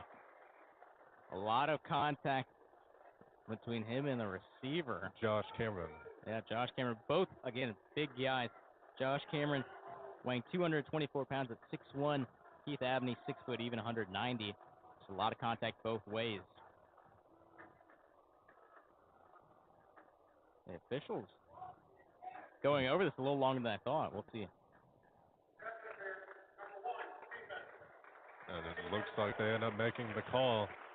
And just like last drive with Baylor making some costly penalties on defense, it looks like Arizona State is returning the favor. Yeah, and I mean, penalties have been hurting both teams pretty equally. I think that's one thing both coaches are going to address is you got to play clean football if you want to win this ball game. It's been hurting both significantly. Now 1st and 10 at their own 42. Sawyer hands it off to Caden Knighton, and Caden Knighton brought down after only a couple yards by number 5, Kendrick Breedlove. Only his 3rd run of the ball game. This will be a 2nd down and 10. No gain on the previous play on Baylor's own 42-yard line. Sawyer motioning Cole Wilson to the right side of the alignment. Sawyer takes a snap, looking to his right, trying to find a man downfield, and he finds Josh Cameron. Wow. Caught a very contested pass over one of the best corners in the country, Keith Abney. Yeah, great ball by Sawyer Robertson, just putting that right over Keith Abney's head. And Josh Cameron reaching out that arms and just mossing Keith Abney. Caden Knighton back in the backfield for Baylor. Sawyer looking to throw once more. Sawyer under pressure, escapes to his left, trying to look for something downfield, but he'll just run out of bounds. He was being swarmed by multiple Arizona State defenders. Again, Sawyer Robertson, on those runs, you just got to be careful. I saw Keyshawn Elliott throw a little shove after Robertson went out of bounds. So, again, you're one of Baylor's biggest assets in Sawyer. If you're Sawyer Robertson, and you just got to protect yourself whenever you put yourself in harm's way, running like that. Just recently signed an NIL deal with Nike. That was 2nd and 12, Arizona State 37. Sawyer motioning Caden Knighton to his right. Throws it to Cole Wilson. Cole Wilson trying to go up the field for a couple yards, and that will be a gain of 4. It was actually Lewis Brown. Lewis Brown on the catch. Had 3 catches against Stanford last week. 34 yards, had a touchdown in the 4th quarter. On a great throw he caught in the back corner of the end zone. Now another 3rd down for the Bears. 3rd and 9, Arizona State 34.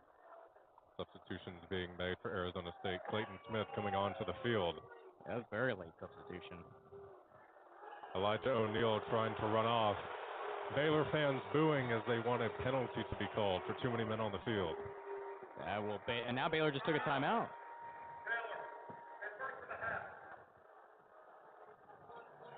And with that timeout, we will take a quick break. You've been listening to Baylor Football on Baylor Lariat Radio.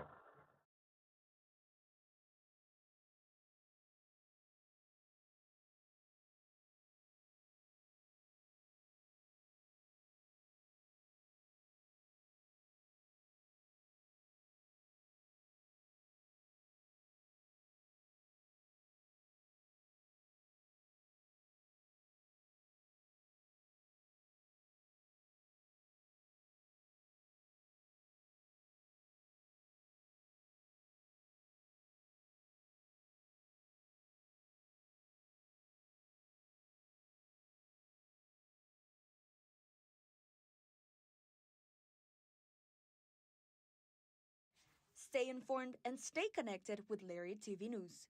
Tune in to LTVN every Friday, your go-to source for everything happening on campus and around Waco. From breaking stories to exclusive interviews, we cover campus events, student life, sports updates, and more. By the students, for the students.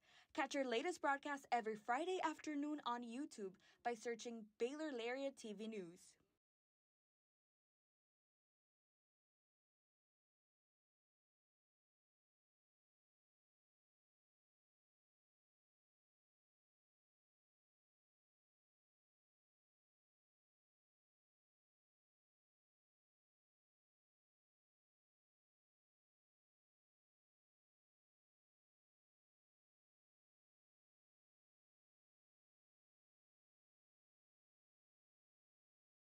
Hey Bears!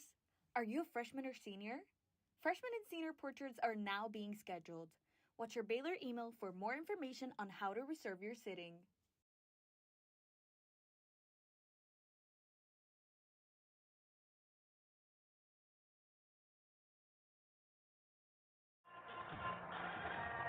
Welcome back to Baylor football on Baylor Lariat Radio. 3 minutes and 54 seconds to go in the second quarter. Baylor trails Arizona State 3-10. And now a third down for Baylor. 3rd and 9 at Arizona State 34. Caden Knighton in the backfield for Baylor. Michael Trigg lined up behind the right tackle. 2 wide receivers to Sawyer's right, 1 to his left.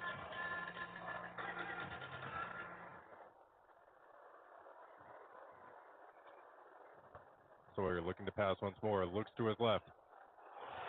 And there will be another flag trying to find Lewis Brown, and he was being held all along his route. Yeah, Javon Robinson, cornerback on that route. I think both of them trying to grab at each other, but with that back shoulder ball, Lewis Brown is the first one to let go. So, and that's leaving Javon Robinson to hold Lewis Brown himself, only the one to hold towards the end of that route, and that drew the flag right there. Second pass interference on this drive for Arizona State on also another back shoulder pass. Yeah, so that's now 2 penalties for 30 yards for the Arizona State defense. Last drive, Baylor's defense had 2 penalties for 29 yards. Now 1st and 10 at Arizona State's 19. Sawyer looking to pass. There's a quick pass to Caden Knighton to his right. Caden Knighton trying to go upfield, and he will get the first down. He's knocked out of bounds. And that is what this team has been looking for him. A solid number 2 running back that can create dynamic plays for you just like Dawson Pendergrass did. Yeah, and Baylor really likes to use that bubble screen, getting 2 guys to block out in front. That's how Caden Knighton scored his first touchdown as a collegiate athlete back against Auburn. Now 1st and 8, Arizona State's 8. Sawyer looking to throw, dancing, under pressure by Elijah O'Neal, and just throws it away, being flushed out, and that will be a second down. Boos raining in from the crowd. Not happy with something on that play. Yeah, that was a smart decision, right? Don't force a ball that doesn't need to be forced. That could be deflected or even picked off. Just get it at his feet and live to play another down. Now Washington in the backfield again. Sawyer takes the handoff, passes it to Cole Wilson, and that will be a touchdown for the Baylor Bears. Number 2, Cole Wilson, with his first touchdown as a Baylor Bear. Again, Baylor going back to what they like to do inside the 10. Get those screens to those receivers and get them going to the pylon. Had 12 touchdowns in his 2 seasons with Texas State, and now his first one as a Baylor Bear. Now Connor Hawkins set to kick the extra point for Baylor to tie this game up. It is up, and it is good. A 7-play, 73-yard drive for Baylor. And now it is tied 10-10 with 3 minutes and 8 seconds to go in the second quarter. You've been listening to Baylor football on Baylor Lariat Radio.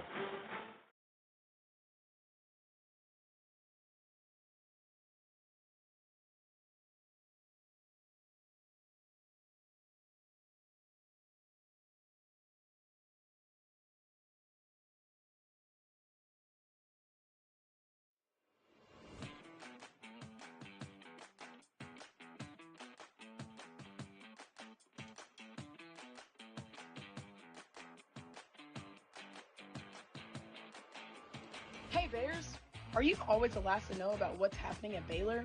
Are you left quiet in a group when talking about last week's game? Well, you haven't gotten your morning buzz yet.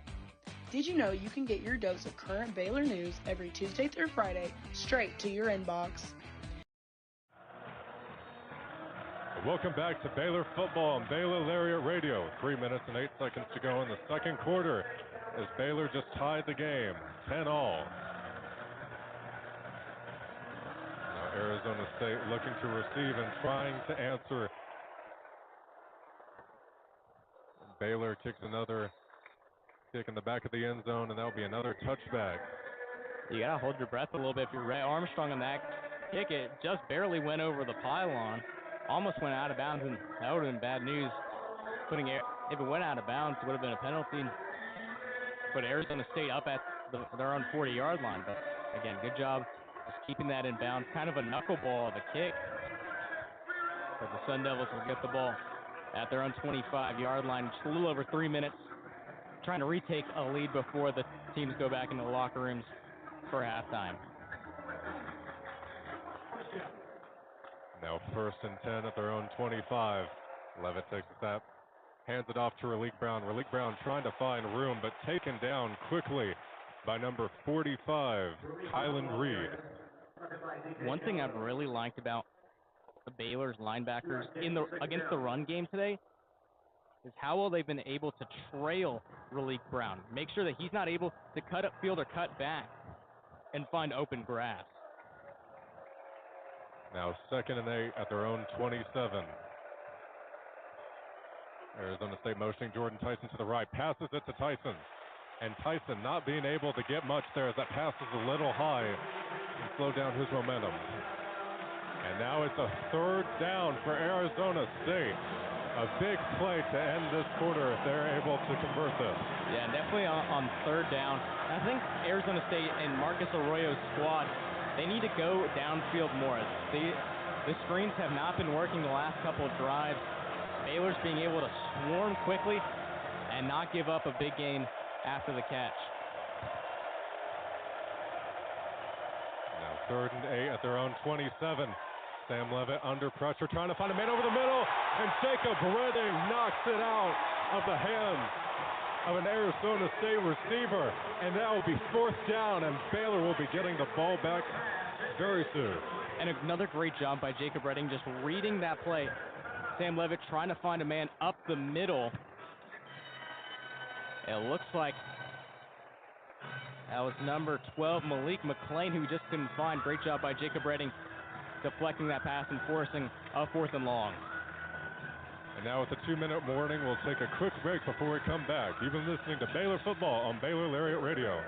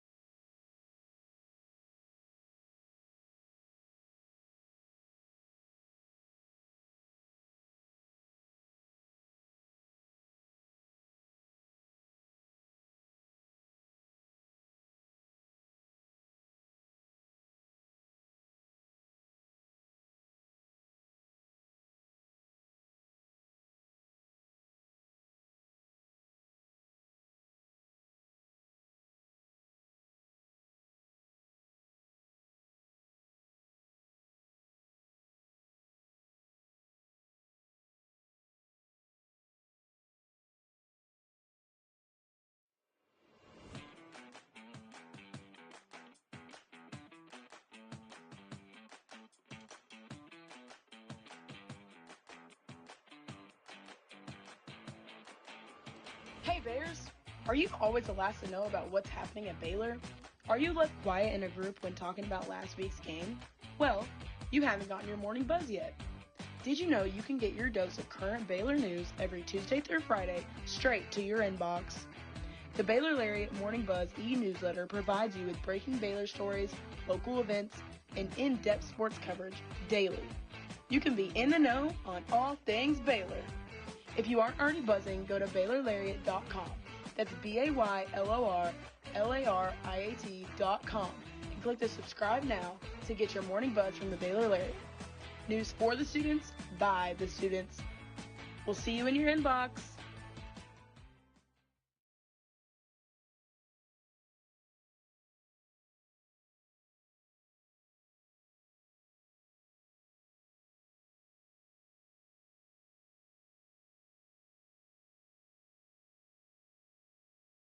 Hey Bears! Are you a freshman or senior? Freshman and senior portraits are now being scheduled. Watch your Baylor email for more information on how to reserve your sitting.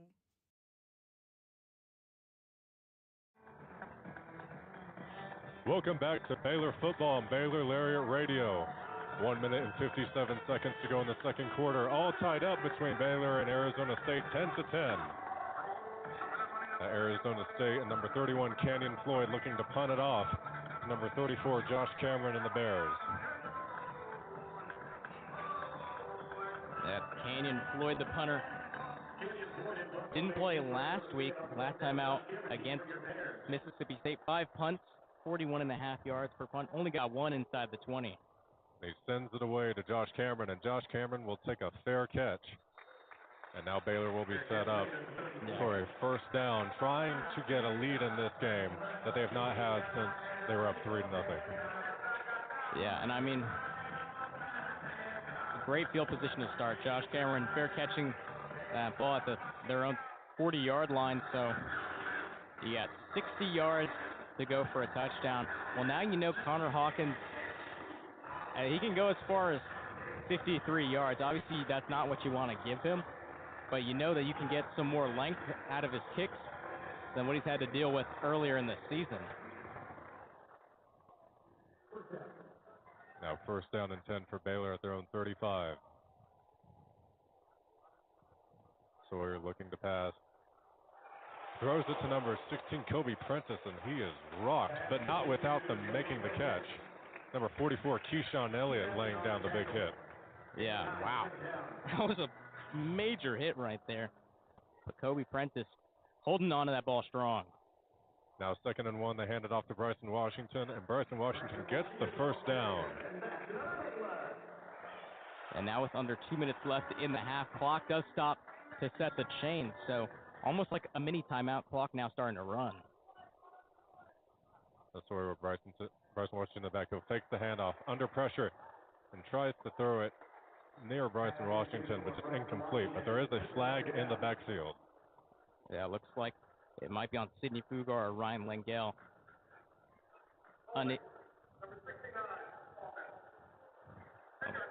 Sidney Fugar.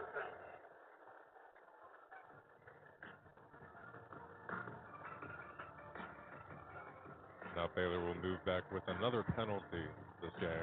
Yeah, they're just unable to keep Cyrus Fiasse. They were just trying to hold on, keep him away from Sawyer as long as possible, but draws a 10-yard holding call. Now 1st and 20 at their own 36. Robertson looking to pass once more. And he'll just throw it into the dirt as Bryson Washington, if he had caught that, would have gotten upended. Yeah, well now you got 2nd and 20. And you really got to think about how you want to move this ball upfield. I think you got to take it a chunk at a time. You're really trying to score, so I think unless you're very, very confident that you can go over the top, I think you just want to keep it at around 10 yards per completion. Bryson Washington in the backfield. And Sawyer set the throw again. Under pressure and finds Washington for a couple yards up the field. And that will be a 3rd down. Oh, it looks like incomplete. Well, an interesting call, because that came from the official who's in the back of the defense, so right by the safety, Adrian Wilson. And Bryson Washington, when he caught that ball, had his back to that specific official. And it looked like there was consensus among the others that it was a catch, but I guess the official saw something different. Now an incomplete pass and a 3rd and long, 3rd and 20 for the Bears at their own 36. Bryson Washington in the backfield. 2 wide receivers to Sawyer's right, 2 to his left. Sawyer takes the snap. Under pressure once again. Dumps it off to Bryson Washington. Bryson Washington trying to make something, but not enough to get the first down as number 12, Javon Robinson, took him down. Yeah, kind of an awkward tackle from Robinson. Tried to wrap him up around the shoulders. Arizona State calls a timeout. But again, that was just kind of an awkward tackle. Tried to get Bryson Washington up around the shoulders, but as Washington was falling, kind of slipped through, got him at the helmet. Bryson Washington calling for a flag there, but did not get it. Yeah, look at that. He was getting grabbed right around the helmet, but officials didn't see enough of a grab. So now, Jeffrey, with this fourth down, do you think, it looks like they were bringing out the special teams now. There was a second there where there might have been a chance. Aranda, we knew last week, going for a lot of fourth downs, but it looks like right now he's settling for the punt. Yeah, I think it's 4th and 9, so 4th and long. That's just going to be a really difficult play to make, and you don't want to make it easy on Arizona State in case you don't convert. And at least you can keep this game tied going into half. Palmer Williams punts it off. High punt. That will go past Raleigh Brown, and it keeps on bouncing and will be down at the 1-yard line. Unreal. What a punt from the All-American punter, Palmer Williams. As Raleigh Brown, who is the returner, called for a fair catch. That ball landing inside the 10-yard line, just rolling and bouncing to the right. And it goes out of bounds right at the 1-yard line. Unbelievable. That's what you call a perfect coffin corner punt right there. Now, still 10-all. Baylor, Arizona State with 46 seconds to go in the game. Arizona State trying to make something with little time right now, trying to get a field goal, touchdown, anything to get a lead going into the half. Yeah. Last week, Palmer Williams had some more action than he was expecting. 4 punts, 48.5 yards per punt, had 2 over 50 yards. But what really stands out, he had 2 of those punts inside the 20-yard line, and he adds another one to his collection. Now backed up at their own 1-yard line, Sam Levitt will do a QB sneak, trying to get some breathing room for this Arizona State offense. Now making it a 2nd and 9 at their own 2. And Baylor will take a timeout.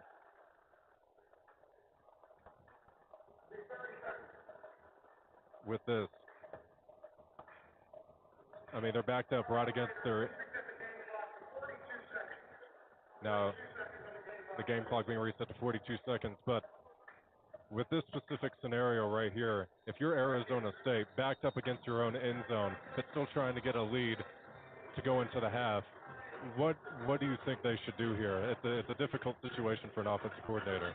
Yeah, I mean, to me personally, I think just how this game has gone, both defenses have been pretty staunch throughout this first half, so I'd be more on the conservative side, especially because Sam Levitt just hasn't been able to find too many receivers, mostly just going to Jordan Tyson, who's the only ASU receiver with multiple catches. There's 4 other guys with a single one, so I would just kind of run this up the middle, send this to half. That's exactly what they try to do. Sam Levitt running another QB sneak. Now a 3rd down with the clock winding down. Neither team taking a timeout.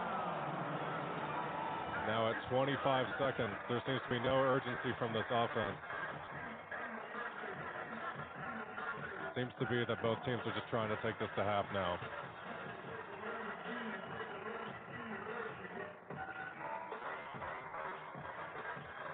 Clock now winding underneath 10 seconds. And both teams converging on the field. This will send us to halftime. Baylor and Arizona State tied 10-all. And we'll be back with you momentarily with some of our thoughts from the first half after this quick break. You've been listening to Baylor Football on Baylor Lariat Radio.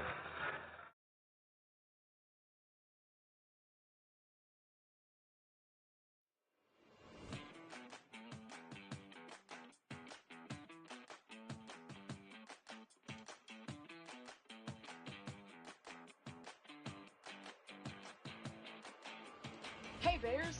Are you always the last to know about what's happening at Baylor? Are you like quiet in a group when talking about last week's game? Well, you haven't gotten your morning buzz yet. Did you know you can get your dose of current Baylor news every Tuesday through Friday straight to your inbox? The Baylor Lariat Morning Buzz e-newsletter provides you with breaking Baylor stories, local events, and in-depth sports coverage daily. You can be in the know on all things Baylor. If you aren't already buzzing, go to BaylorLariat.com. That's BaylorLariat.com and click the subscribe now to get your morning buzz from the Baylor Lariat. News for the students, by the students. We'll see you in your inbox.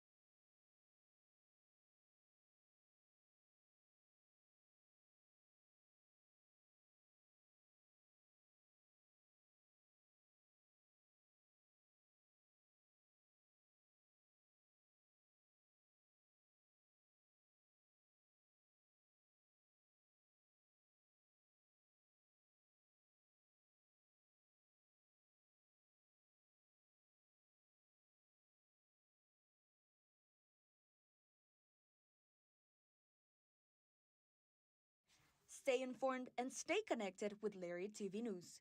Tune in to LTVN every Friday, your go-to source for everything happening on campus and around Waco. From breaking stories to exclusive interviews, we cover campus events, student life, sports updates, and more. By the students, for the students. Catch our latest broadcast every Friday afternoon on YouTube by searching Baylor Lariat TV News.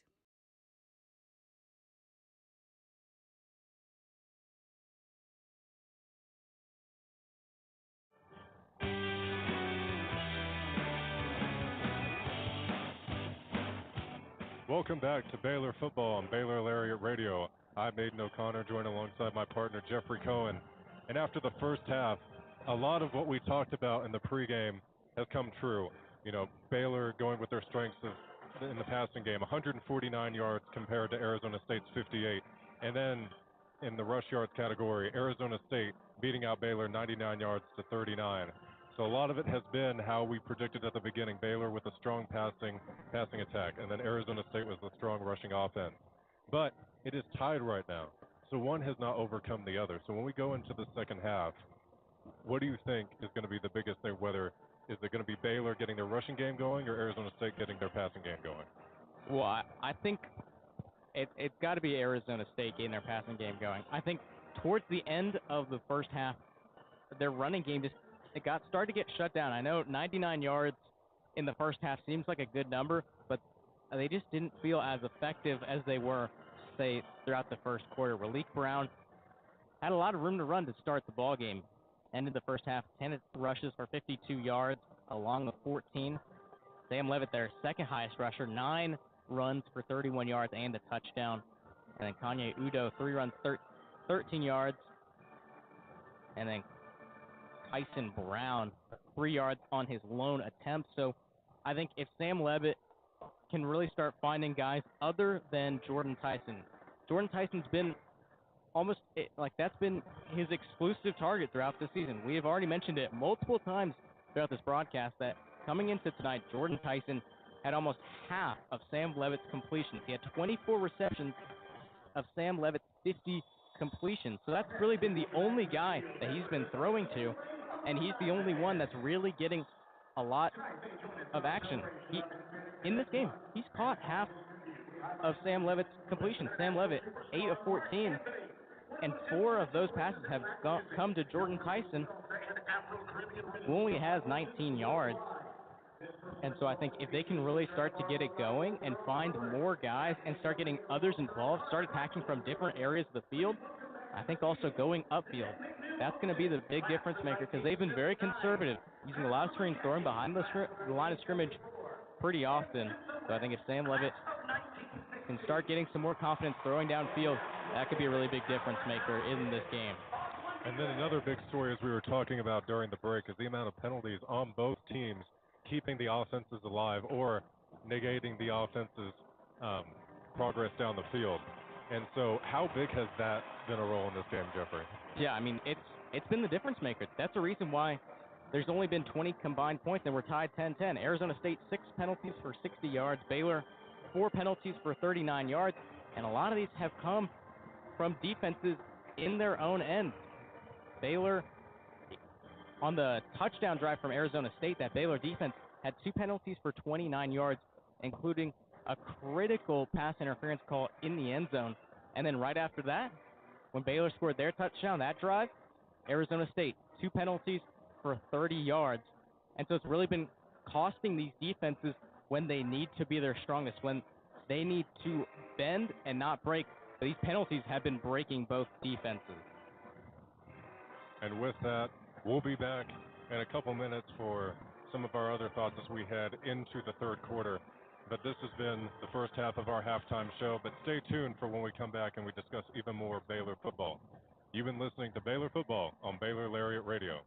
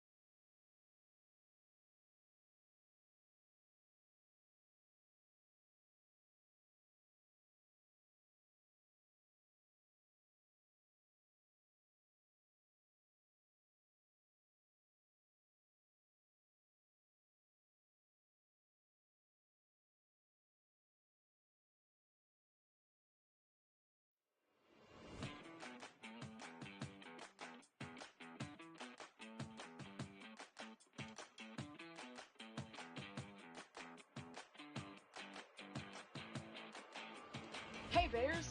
Are you always the last to know about what's happening at Baylor? Are you left quiet in a group when talking about last week's game? Well, you haven't gotten your morning buzz yet. Did you know you can get your dose of current Baylor news every Tuesday through Friday straight to your inbox? The Baylor Lariat Morning Buzz e-newsletter provides you with breaking Baylor stories, local events, and in-depth sports coverage daily. You can be in the know on all things Baylor. If you aren't already buzzing, go to BaylorLariat.com.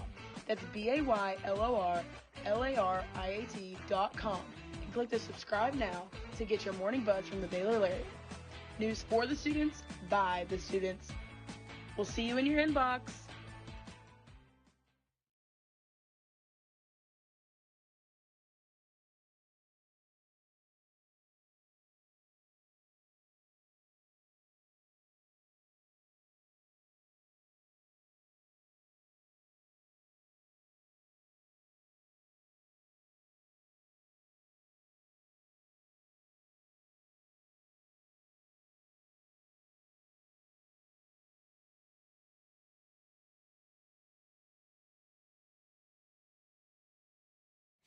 Stay informed and stay connected with Lariat TV News. Tune in to LTVN every Friday, your go-to source for everything happening on campus and around Waco. From breaking stories to exclusive interviews, we cover campus events, student life, sports updates, and more. By the students, for the students. Catch our latest broadcast every Friday afternoon on YouTube by searching Baylor Lariat TV News.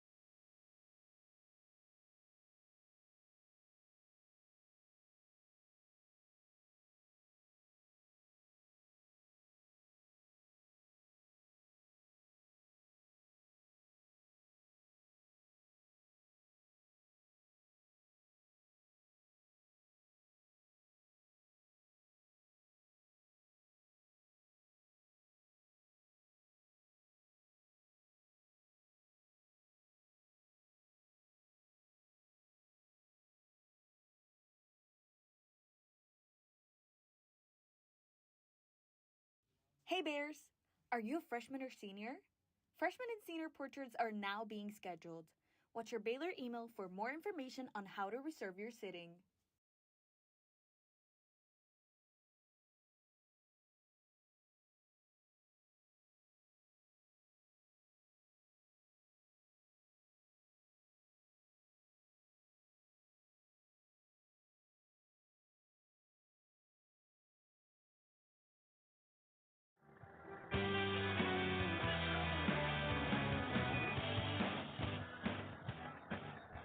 You're listening to Baylor football on the Baylor Lariat Radio. Hi, everyone, and welcome back. We're just a few minutes away from the start of the second half. I'm Jeffrey Cohen. Here alongside me, Aidan O'Connor. And Aidan, good first half, specifically defensively, 10-10. And we've seen some guys step up for both teams. What is one key player from each team that you expect to see show up big in the second half? I mean, I think Sawyer Robertson, like Aranda talked about, are we, like in their terms, are they going to get the Sawyer from last week versus Samford, or the Sawyer that throws 400 yards per game? In this game, they've gotten the Sawyer that throws 400 yards, and he is on pace for that tonight. He has been amazing, 16 for 23, 149 yards. The Arizona State, it's Raleek Brown, 5.2 yards to carry with 52 yards. He has been great for their rushing attack today. So, Jaron Hamilton back in the end zone, looking to return the kick from Rhett Armstrong. Bears wearing their all-black uniforms tonight. Arizona State, white jerseys with yellow pants, gold helmet with that maroon stripe across the middle, red face mask, and the Sun Devil on the side. And we are underway here in the second half. And the ball will roll out of the back of the end zone. So Arizona State will start with the ball in their own 25-yard line. As we were talking about just during the break, during halftime, this has been probably the best we've seen Baylor's defense look throughout this ball game. Yeah, I mean, they have really stepped it up after a couple hiccups on those first drives. I think really empowered by Travion Barnes' energy that he had when he left the field. And, you know, this team has allowed a lot of points versus Auburn and SMU, but right now they're holding strong. Devin Bobby leading the defense with 4 tackles. Handoff on the jet sweep, that's to Raleek Brown. And he'll be swarmed and taken down at the 30-yard line for a gain of 5 to start the second half. And that's something, starting off every single drive with 5 or more yards, Baylor's defense is going to have to get better at that because you cannot allow Arizona State to start off these drives so well. Raleek Brown, 11 runs for 57 yards, averaging 5.2 yards a carry. Levitt fakes the handoff, looking downfield, under some pressure, throwing to his right, has a man at the sideline. That's Malik McClain. That's McClain's first catch of the ballgame. That'll move the sticks for a first down. And Malik McClain, an Arizona State legend, catching that ball from Scottaboo last year in that Texas Bowl. 2 receivers to the left, 1 to the right. In the pistol. Hand off to Raleek Brown. He's running to his left. Trying to find that edge. He'll be pushed out of bounds. And it'll be a loss of 1. And it'll be DJ Coleman who pushes him out of bounds. That was one thing Baylor had some troubles with, especially to start this ballgame, was trying to close that edge. Arizona State having their way on the left side. Raleek Brown had plenty of room, but that time, nowhere to go. And Jackie Marshall being a dominant force as always, pushing him towards DJ Coleman. The motions Mateer. Gets the snap out of the shotgun. Short throw caught by Mateer. That'll be for a good chunk for 5 yards. Excuse me, that's 7 yards. So it'll be 3rd down and 5. And now at the end of the second quarter, Baylor was really able to crack down on those 3rd downs, but throughout this game in its totality, this has been hard for Baylor to stop Arizona State on 3rd downs. Arizona State 3 for 9 on 3rd downs. Came into tonight converting on 27% of 3rd down opportunities. He goes down the field looking for a man. It's way overthrown. Looking for Jaron Hamilton. So it'll be a 4th down and 4 yards to go right around midfield. We'll see if Arizona State keeps their offense on, and here comes the punting squad. And so Baylor's defense being able to hold off the Sun Devils for another drive. We had talked about it, how Marcus Arroyo and his offensive unit they probably want to go downfield a little bit more. Been very conservative. A lot of screen passes staying behind the line of scrimmage. Canyon Floyd sends one down the field to Josh Cameron, who fair catches. And it'll be down at the 15-yard line. And so we'll get our first look at the Baylor offense in this first half. When we come back, you're listening to Baylor football on the Baylor Lariat Radio.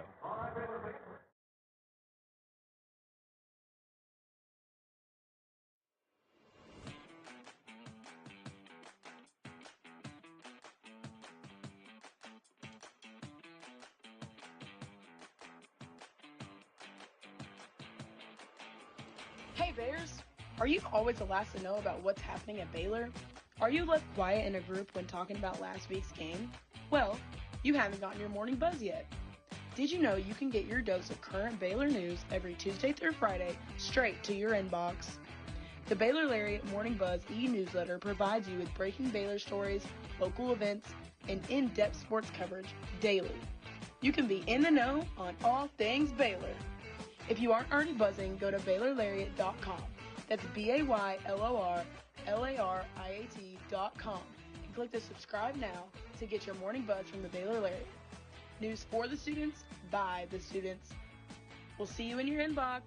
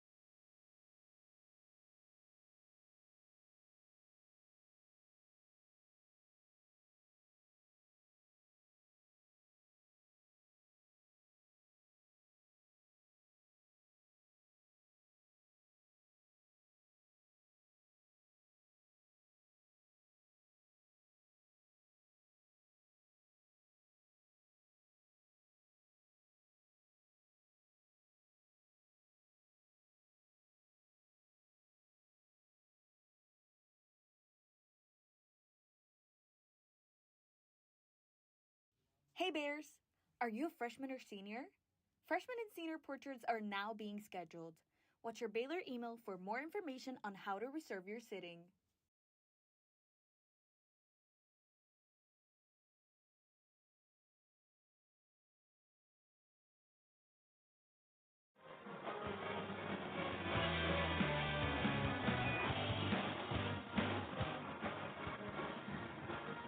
"12 minutes, 39 seconds remaining in this third quarter. Baylor and Arizona State tied up at 10. Baylor with the ball on their own 15-yard line after forcing an Arizona State punt after one first down. So we'll get our first look at Sawyer Robertson and his group. Robertson, 149 yards on 16 completions throughout the first half. Gets the snap. Open pocket, finds Trigg up the middle, and he drops it. Hit hard up the middle, can't hold on, so it'll be 2nd and 10 for the Bears. And that's a connection that really hasn't been developed this game between Sawyer and Trigg. Only 2 receptions for 21 yards for Trigg. He's usually the safety blanket for Robertson. Bears long way to go. They'll hand it off up the middle for Bryson Washington. Bounces off a couple of defenders.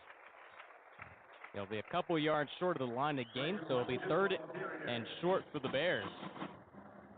Washington, a one-man show today in terms of Baylor's rushing game. 8 attempts for 45 yards.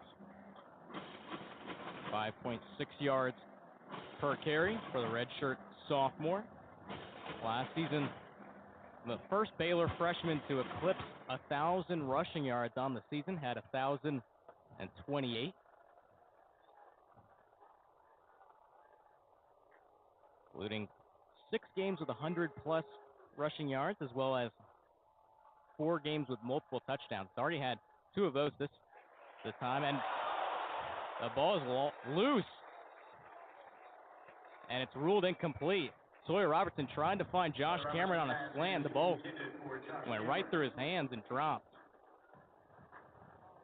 And so Baylor will come up short on 3rd and 2, and the offense will come off.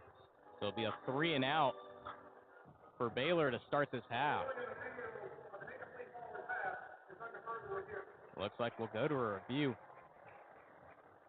Keyshawn Elliott there popping the ball out. Keyshawn Elliott, a big force on this defense, having 7+ tackles in 5 games last year. Yeah, and on that play, he found Josh Cameron, had the ball in his hands for a solid half second to a second, then the ball popped out, hit the ground, so they'll go to a review, see if Josh Cameron had possession or not. And Arizona State doing a good job putting pressure on Josh Cameron during this game. Having the fumble earlier and then the drop catch there. Still having 43 yards, but with a player as dynamic as he is, that's something you hope for if you're Arizona State.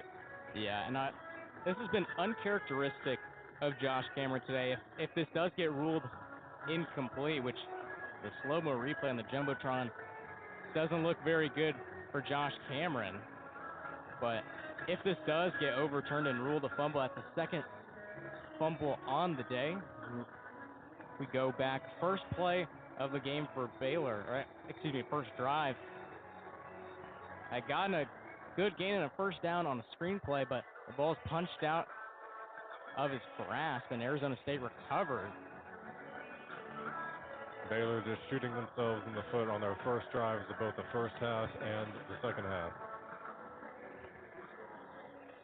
And again, I think this is kind of a difficult thing to review, right? Does he have possession of a catch? And I mean, in today's game, over the last couple of years, what a catch has been is it's kind of a gray area, and we'll see.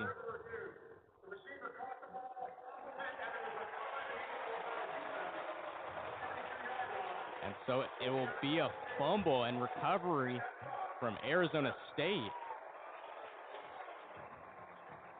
Second fumble of the day for Josh Cameron, and now momentum shifting once again. Arizona State on Baylor's side of the field, and that's something definitely Baylor does not want to see coming out into the second half.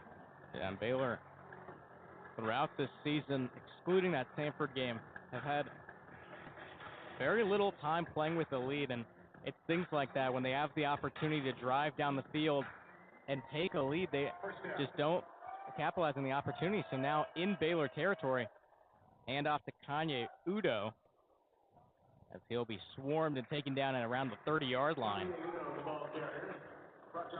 Udo also another big rushing threat for Arizona State, having 1,000 yards last year when he was at Army. And another 100-yard rushing game earlier this year versus Mississippi State. He finds Raleek Brown behind the line of scrimmage, going to the outside, and he'll be pushed out of bounds, only for a short gain. So I'll bring up another third down. And that's something Baylor's done well today. Arizona State trying to have those plays behind the line of scrimmage. Baylor always swarming every time they do that, and done very well.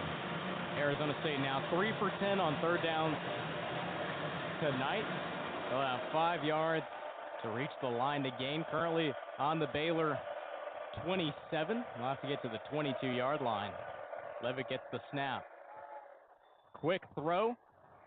It's caught by number 7, Shimon Mateer. Does he have enough? And it looks like he does, so it'll be a first down for the Sun Devils. Just a big hit to the Baylor defense there, thinking that they could get a quick 3 and out, but Levitt able to create room for this Arizona State offense. BU takes over 10 minutes remaining. Still tied up at 10. 3 receivers to the left. Motions Tyson to the backfield, now to the right. Fakes the handoff. Throws a screen. That's to Mateer. Will be taken down out of bounds just short of the 5-yard line. So the sticks will move for Arizona State. And Mateo, a big weapon for Levitt. It is Jordan Tyson and Shimon Mateo for him when it comes to the passing game. Last game versus Texas State, having a monster 60 yards and a touchdown for the tight end. In the pistol, Kanye Udo right behind him. He'll hand it off to Udo. Trying to find a hole to his left. He'll be taken down at about the 4-yard line. So it'll be 2nd and goal.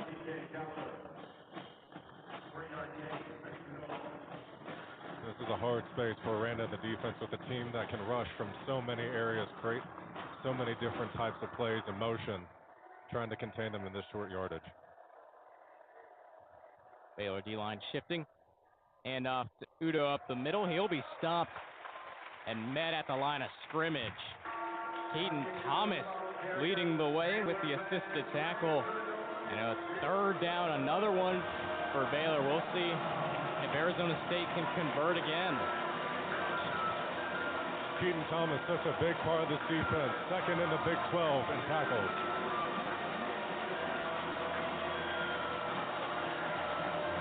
It's getting loud here in McLean Stadium. Big play.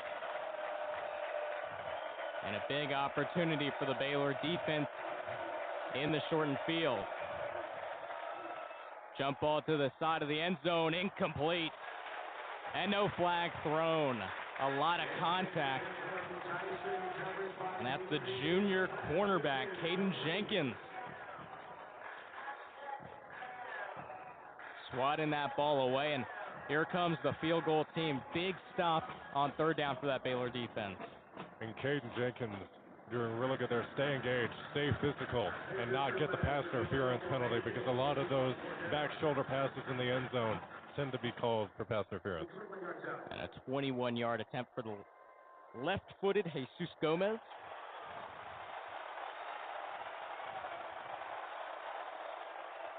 And the kick is up, and it is good. As Jesus Gomez now 6 for 7 on field goal attempts this season. And he gives the Sun Devils a 13-10 lead. And we'll step aside just for a few moments. We'll be back with Baylor football on the Baylor Lariat Radio.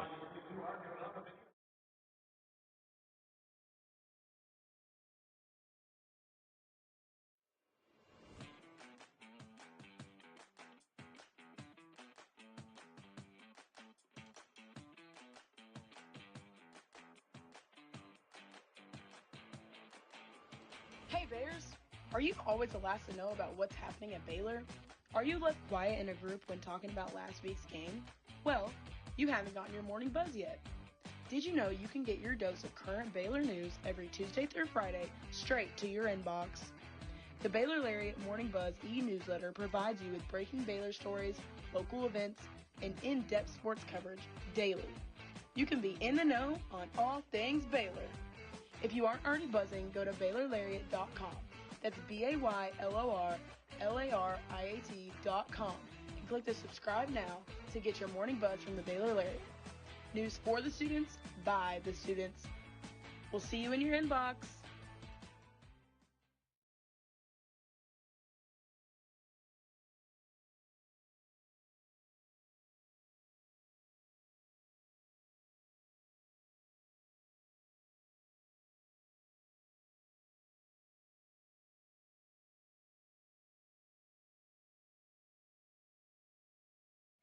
Stay informed and stay connected with Lariat TV News. Tune in to LTVN every Friday, your go-to source for everything happening on campus and around Waco. From breaking stories to exclusive interviews, we cover campus events, student life, sports updates, and more. By the students, for the students. Catch our latest broadcast every Friday afternoon on YouTube by searching Baylor Lariat TV News.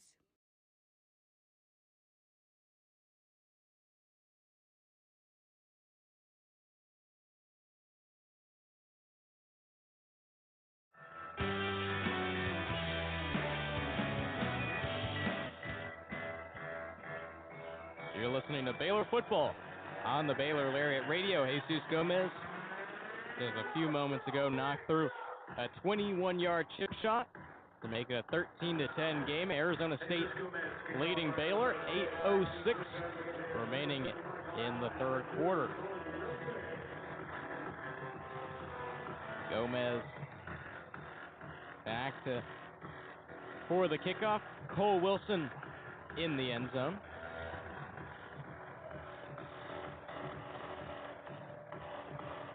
Gomez sends it forward. Squib kick up the middle. Wilson corrals it, finds a hole, and he'll be taken down just short of the 30-yard line. Good return for Cole Wilson, as the Bears once again playing behind. They'll be up to Sawyer Robertson and his group to surge down this field, give Baylor their second lead of the ball game.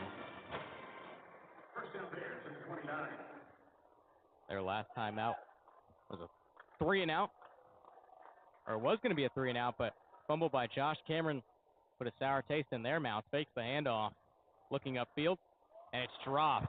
There's a penalty flag. 2 thrown. 1 a couple yards up of the line of scrimmage. Another one thrown around the 45-yard line. Let's see what the call is.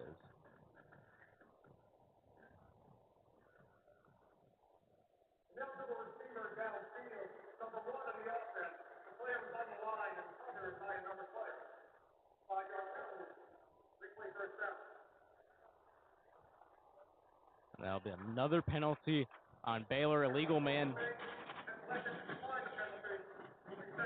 downfield, and it was Michael Trigg, but the penalty will be declined, so it'll be 2nd and 10 instead of 1st and 15. And it's been a rough night for Michael Trigg. 2 catches for 21 yards. And it's another penalty. Robertson with a great pocket, has all the time to throw, under pressure, rolls to his right, throwing on his back foot, tipped up and incomplete. That was Rodney Bimage defending Lewis Brown, the 4th. So it'll be 3rd and 10 for the Baylor offense.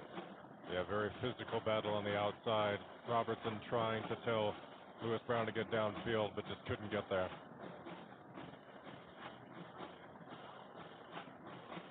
Bears trying to find their first down of the half. Failed to move the sticks in their first drive. Robertson throwing on a slant, and it's incomplete. Pass intended for Josh Cameron. That was intended for Josh Cameron, who couldn't come up with it. Would have been short anyway. And the Baylor offense will leave the field quickly for a second straight time. And Josh Cameron, again, just having a tough time keeping the ball in his hands. And right now, there's got to be a talk with him, whether it be Spavital or Aranda, because that can spiral his mental real quick. Palmer Williams on for a second punt of the night. First one, a beauty, 52-yarder. Went out of bounds at the 1-yard line. This time a little farther back, sends a bomb down the field. And Relief Brown backpedaling will field it cleanly inside the 20-yard line at about the Sun Devil 18. So Baylor once again failing to move the sticks. They trail 13-10 with 7.5 left in the third quarter. You're listening to Baylor football on the Baylor Lariat Radio.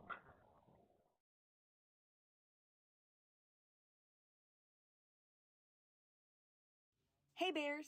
Are you a freshman or senior? Freshman and senior portraits are now being scheduled. Watch your Baylor email for more information on how to reserve your sitting.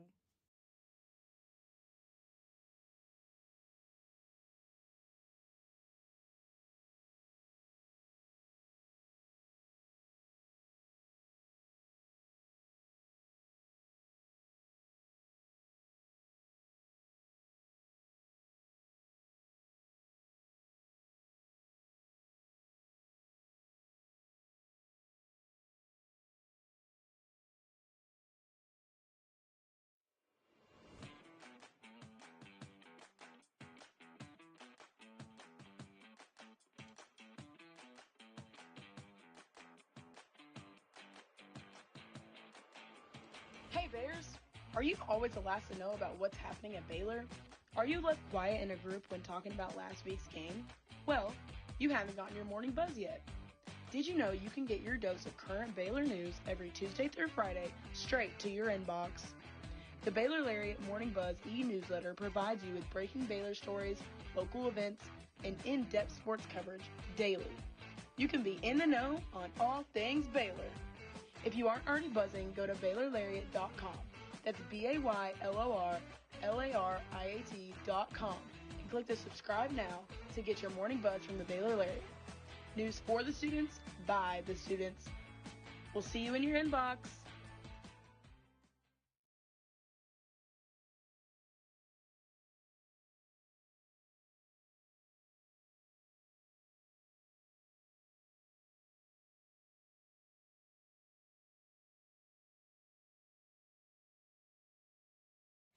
Stay informed and stay connected with Lariat TV News.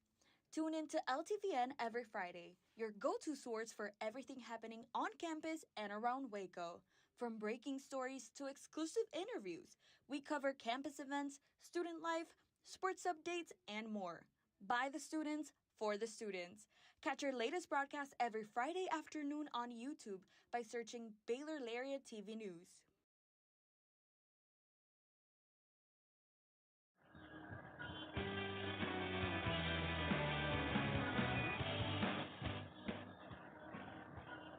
Welcome back to Baylor football on the Baylor Lariat Radio. For those just tuning in, I'm Jeffrey Cohen here alongside me, Aidan O'Connor. Baylor sending that ball to Arizona State after a 3-and-out. 7:33 remaining in the third quarter. 13-10 Sun Devil lead. Levitt moving to his right, looking downfield. He heaves it. Looking for Jaron Hamilton. It's incomplete. And there's a flag thrown.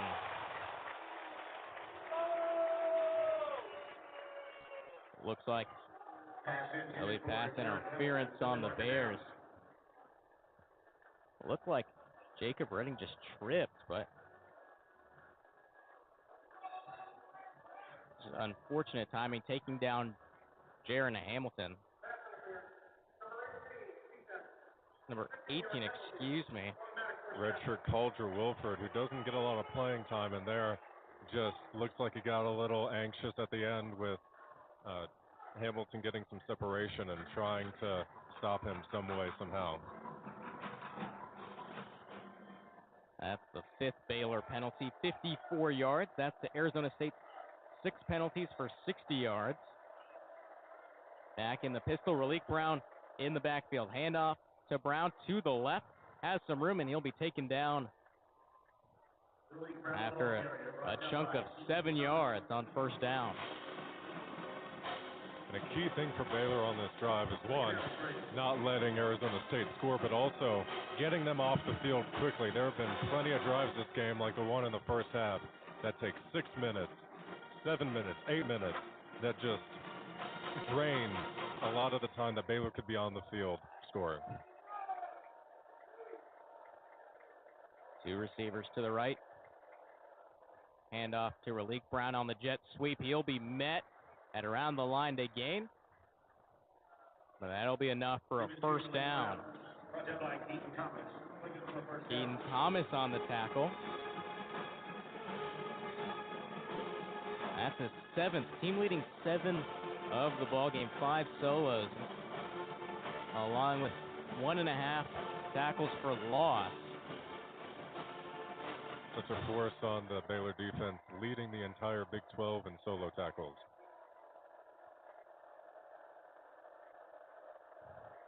Late substitution, that's Kamari Anderson, tight end for Arizona State. Faking the handoff. He'll dump it off to Raleek Brown on the flat. He'll be shoved out of bounds by DJ Coleman. That'll be at the 49-yard line, just short of Baylor territory.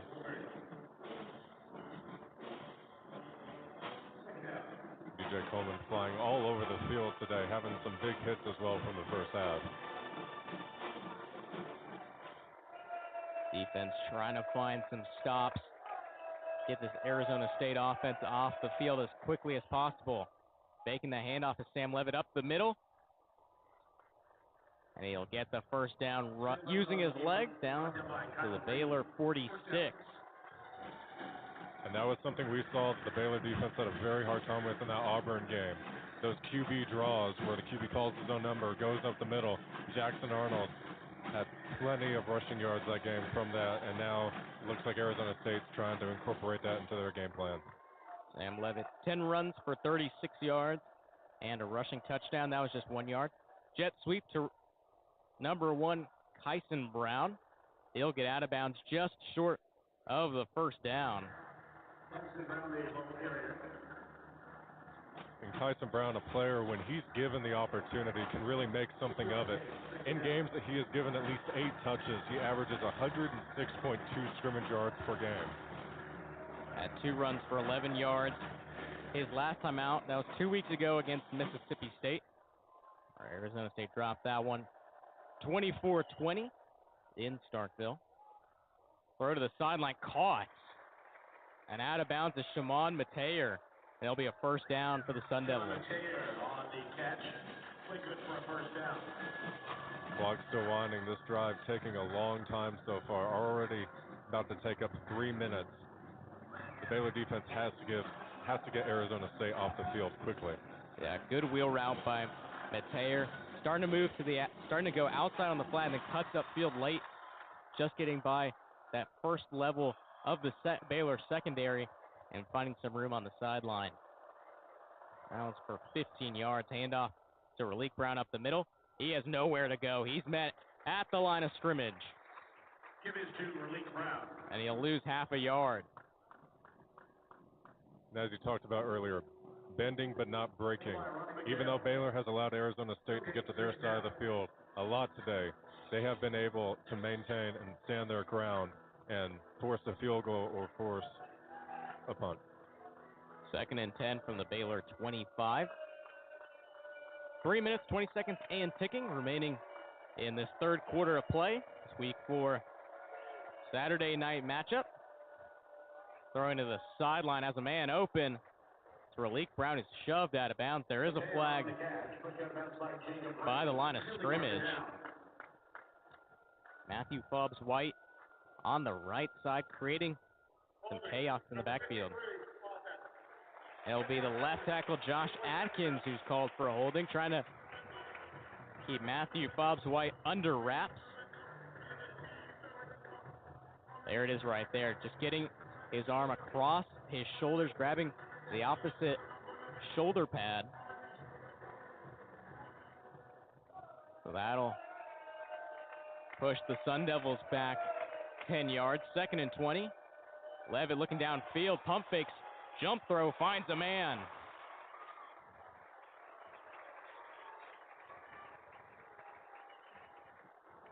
Pass complete to Derek Eusebio.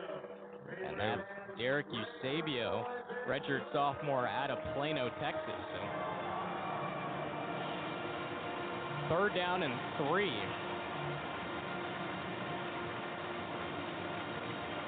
Levitt doing a great job staying in that pocket, staying active in the play. Jump throw, find the man on the check down.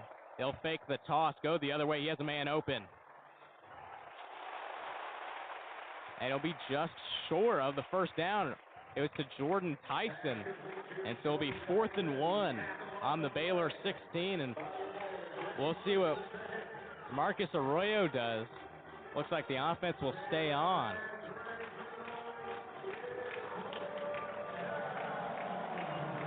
This is a big play in this game. Can Baylor stand their ground and get the ball back before it becomes a 2-score lead? That was Reggie Bush, the second on the tackle. I formation. Handoff up the middle. And he's met. Did he get it? And let's see where they spot him. It'll be close. He was met at the line of scrimmage on a 4th and 1 run up the middle. And it's Baylor ball. What a stop from that Baylor front. And we've been talking about this all game. Fourth downs can turn the tides of battle, and that's what we've seen. And there it is.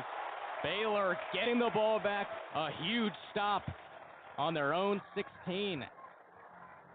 Yeah, that was something the Baylor defense really needed, and that's what we were talking about. Like you said, the fourth downs is what going to decide this game. You know, early in the game, Baylor failing to convert on fourth down, and now with Arizona State not being able to convert in Baylor territory. So now Baylor looking to capitalize, but we'll step aside just for a few moments. Bears trail 13-10 with a minute 38 left in the third quarter. You're listening to Baylor football on the Baylor Lariat Radio.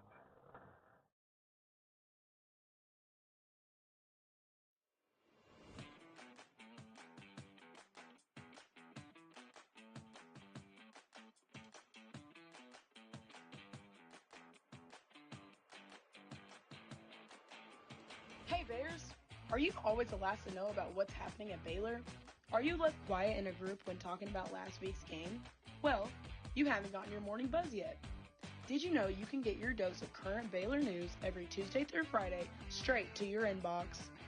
The Baylor Lariat Morning Buzz e-newsletter provides you with breaking Baylor stories, local events, and in-depth sports coverage daily. You can be in the know on all things Baylor. If you aren't already buzzing, go to BaylorLariat.com. That's BaylorLariat.com and click the subscribe now to get your morning buzz from the Baylor Lariat. News for the students, by the students. We'll see you in your inbox.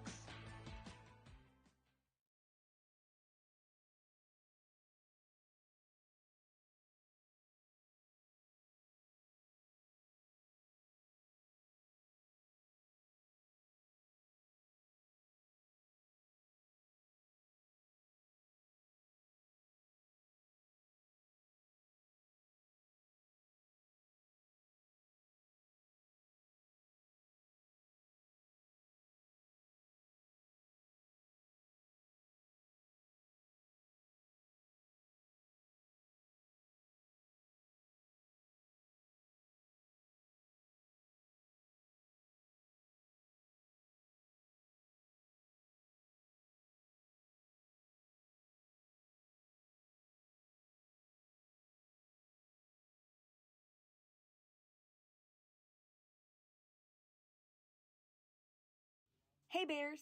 Are you a freshman or senior? Freshman and senior portraits are now being scheduled.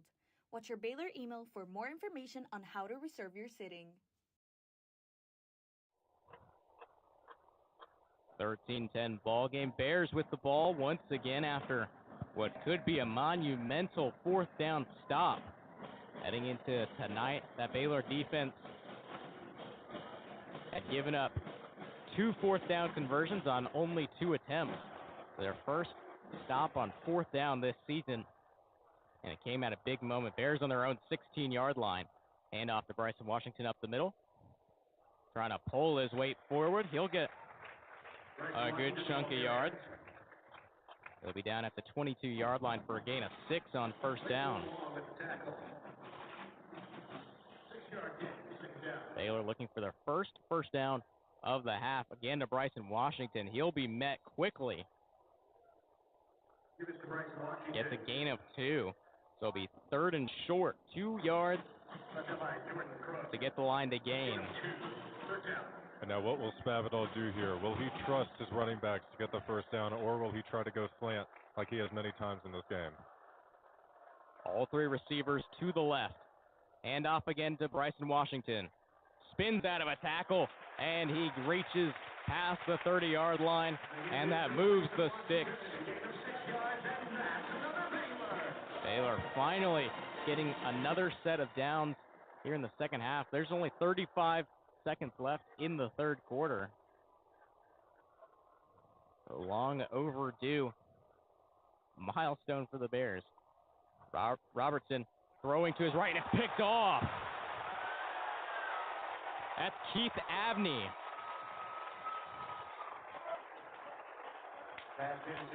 And when the Bears finally had something going, Sawyer Robertson, his 3rd interception of the season after throwing 2 against Samford. And that's the third Baylor turnover on the night. Just seems like that connection with Josh Cameron just seems to be deteriorating by the play. Just not communicating well on that. And Keith Abney, just a dangerous corner to throw to, the number 15 graded corner in the country for PFF.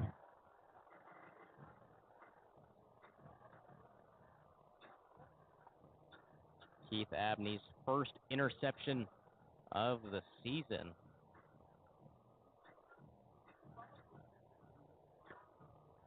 It's such a dynamic force for them, having one TFL, one sack, and one forced fumble coming into this game. A corner that can really do it all. Very speedy as well. So Arizona State getting the ball on Baylor territory once again. A lot of time for Sam Levitt. He'll run up the middle. Finds his way out of a tackle. He's heading for the end zone, and he slides down inside the 10-yard line.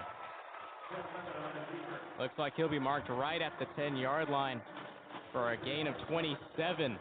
And that'll end the third quarter here in Waco on the Saturday night Week 4 matchup between the Bears and Sun Devils.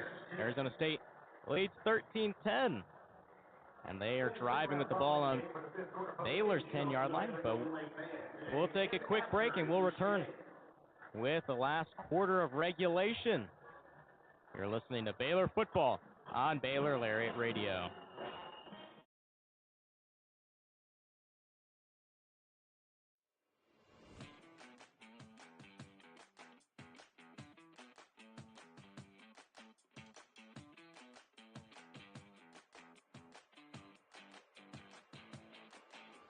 Hey Bears, are you always the last to know about what's happening at Baylor?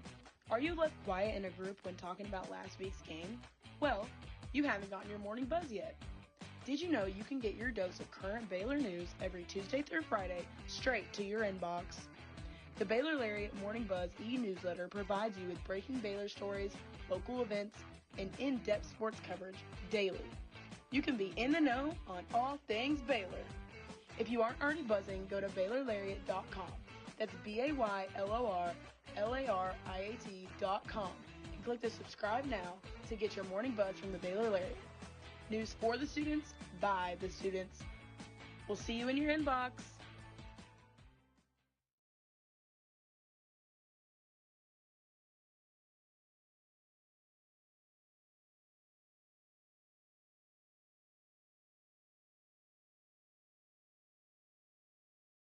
Stay informed and stay connected with Lariat TV News. Tune in to LTVN every Friday, your go-to source for everything happening on campus and around Waco. From breaking stories to exclusive interviews, we cover campus events, student life, sports updates, and more. By the students, for the students. Catch our latest broadcast every Friday afternoon on YouTube by searching Baylor Lariat TV News.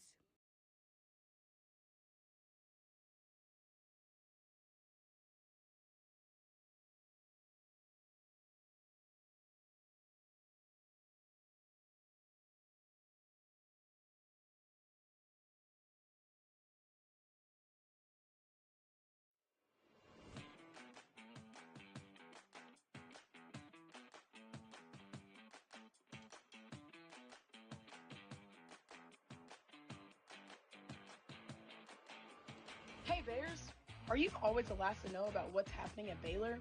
Are you left quiet in a group when talking about last week's game? Well, you haven't gotten your morning buzz yet. Did you know you can get your dose of current Baylor news every Tuesday through Friday straight to your inbox? The Baylor Lariat Morning Buzz e-newsletter provides you with breaking Baylor stories, local events, and in-depth sports coverage daily. You can be in the know on all things Baylor. If you aren't already buzzing, go to BaylorLariat.com. That's BaylorLariat.com and click the subscribe now to get your morning buzz from the Baylor Lariat. News for the students, by the students. We'll see you in your inbox.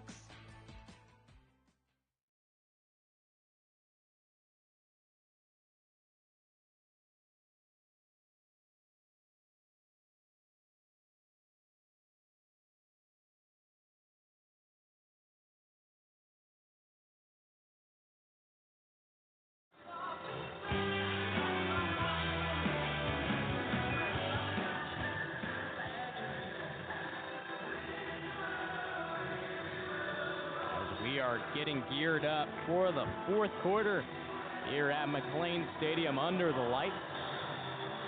Baylor's second night game of the season is a 7 p.m. kickoff on Friday night in week 1 against Auburn. Baylor dropped that one 38-24. Now they trail 13-10. Arizona State on the doorstep of making it a 2-possession game. They're on the Baylor 10-yard line. First and goal. Baylor defense has been hard to crack in the red zone. Arizona State only scoring 1 touchdown on 4 red zone appearances. Relique Brown will get taken down after a gain of 1, trying to work his way to the right edge.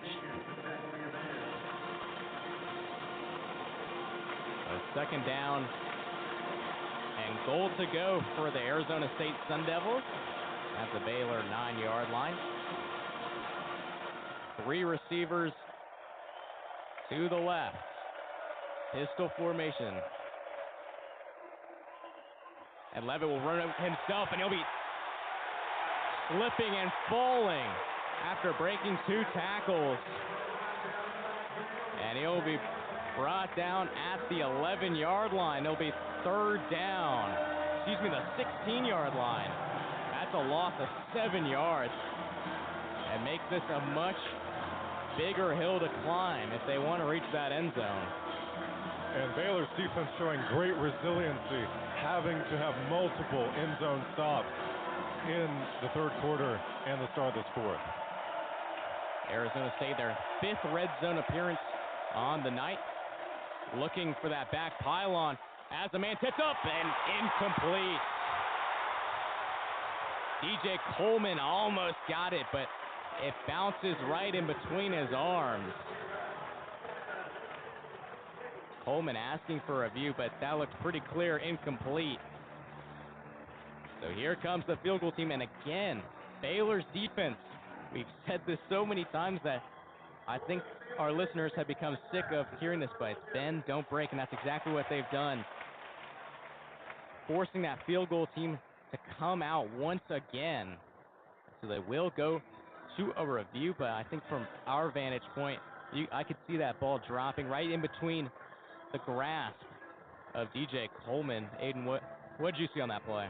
I feel like I clearly saw the ball drop and then bounce back up, but Coleman did try his best to sell that he did catch it. But we'll see with this review. Yeah, I mean, that's just something that we've seen, I think, throughout just football in general. It's whenever you're diving forward trying to make that catch, yeah, there it is. There it bounced up. Seeing that review, on the Jumbotron, but we see a lot of guys trying to get those arms under the ball and just having a really difficult time when trying to dive forward for an interception. And the ball just going through their arms, and it was a quick review. So it will be an incomplete pass. Fourth down. Coming out is Jesus Gomez. And on that last play, number 27, Tevin Williams, really having great coverage and giving Coleman a chance to try to intercept that ball.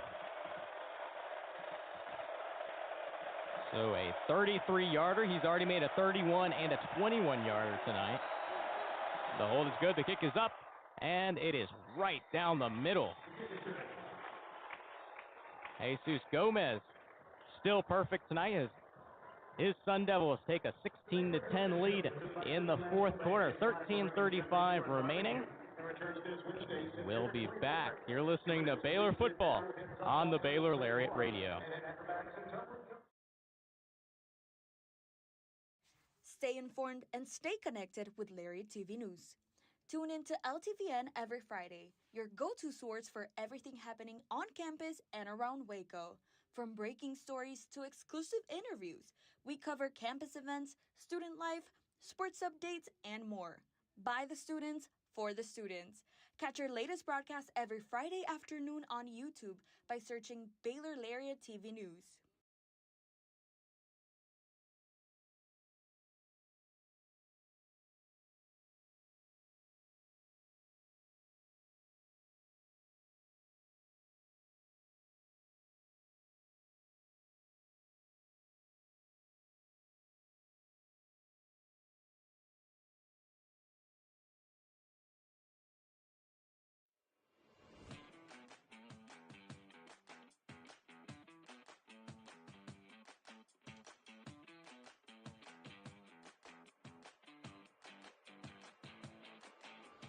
Hey Bears!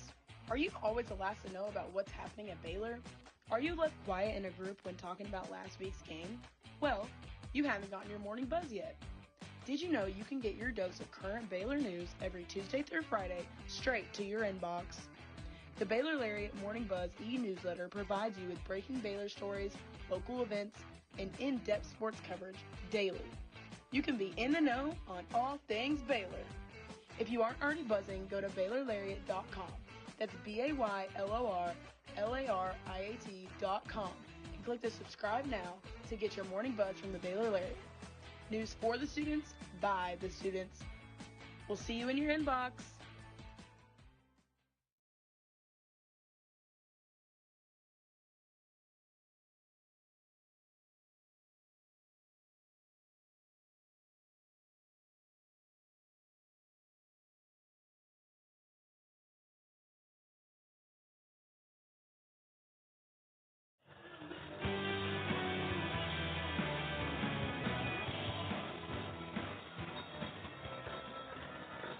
You're listening to Baylor football on the Baylor Lariat Radio.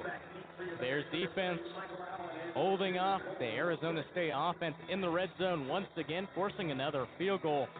That's 16 Sun Devils, 10 for the Bears. Jesus Gomez out to kick the ball off, teed up on the 35-yard line. A left-footed kicker from Mexico. That one goes out of the back of the end zone. The Bears will get started on their own 25-yard line.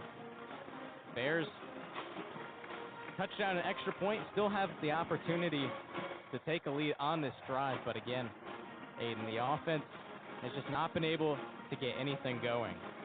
No, it has not, and Spavital has not utilized the speed of his receivers throwing those usual go routes and contested throws that he usually calls.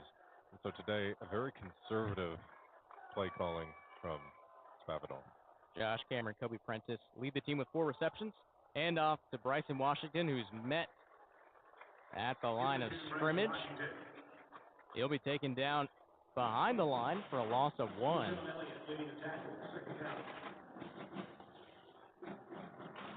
And that's something you got to get the drives going if you're Baylor. Not having negative plays at the beginning or penalties. It's been hard for them to come by first down in the second half. Screen to Josh Cameron. Jumps out of a tackle, and he'll be taken down after a gain of 7. So it'll be 3rd and 4 on their first set of downs in this drive. Last drive, they got their first down of the second half with just under a minute remaining in the third quarter, and then right after Sawyer Robertson throwing an interception on the Arizona State sideline to Keith Abney. That was his first on the season. Another handoff to Bryson Washington up the middle. He'll be taken down just short of the line to gain. So it'll be 4th and 1. 4th and 2, excuse me. And Jake Spavital's offense will stay on the field. Big moment here. Bears 0 for 1 on 4th downs tonight, looking to keep this drive alive. Robertson empties the backfield. And he has Trigg wide open on the right sideline, pulling a couple guys, and he's down at midfield.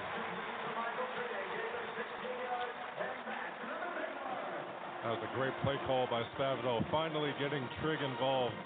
A guy who's the national tight end of the week and is on the John Mackey Award watch list. 3 catches for 21 yards. for the redshirt senior tight end out of Tampa, Florida. Hand off to the left side to Bryson Washington. Bounces off one tackle, but he'll be taken down at the 47-yard line. As we'll continue to say, Washington being a one-man show in terms of Baylor's rushing offense. Baylor has 62 rushing yards, and 60 of that has come from Bryson Washington. Second and medium. Baylor standing on the interlocking BU at midfield. Robertson faking that handoff. Has some time throwing to the outside. Has a man. That's Josh Cameron. He's pushed out of bounds. And so it'll be 3rd down and 1 for the Bears. And that's good for Josh Cameron after a couple drops, the 2 fumbles, getting just easy catches to try to ease back into this game. They have freshman Michael Turner in the backfield for Baylor. They'll hand it off to Turner. No, they'll throw a screen and it's dropped. They had the first down on the run, but Cole Wilson dropping the screen. It probably a good idea. Already wrapped up before that ball got there. So it'll be another 4th down for Baylor. And as you said, if Sawyer had handed that ball off there, there was open field for Michael Turner. You only needed 1 yard, and I think that's just another case of Baylor's offense complicating things. Arizona State substituting, 10 seconds left on the play clock. And timeout, Arizona State. And there's a guy coming off late. That's Ramar Williams. And so, in a game as close as this, that could really be costly for Arizona State, just in case Baylor does find their way into the end zone and takes a lead. If this game stays close, you want it's all of your timeouts, and losing one on just a miscommunication and a late substitution like that could really be detrimental for the Sun Devils down the stretch. It seems they've had a lot of miscommunications today in terms of substitutions, as earlier in the first half there had to also be a timeout called by Baylor just because it took so long to get the substitution in. So Arizona State's going to need to figure out their alignments when it comes to these plays. So Kelsey Johnson and Matt Klopfenstein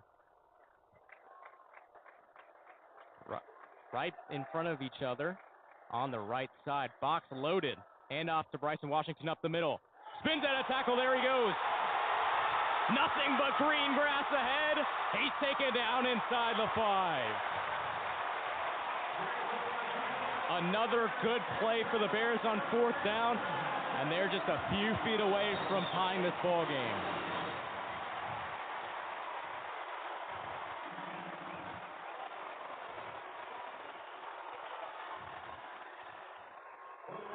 What a great run by Bryson Washington, being able to create so much space there and getting a really large first down. That ended up being a 41-yard gain.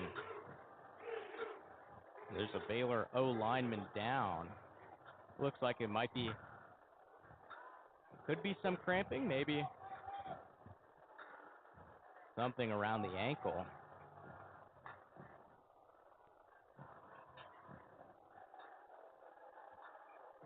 Looks like that was Omar Ibedian, but he's up and moving. Mentioned preseason first team All Big 12, second team All Texas, as well as the Outland Trophy watch list. Baylor at the 1 yard line. Try to punch it in, and they can't.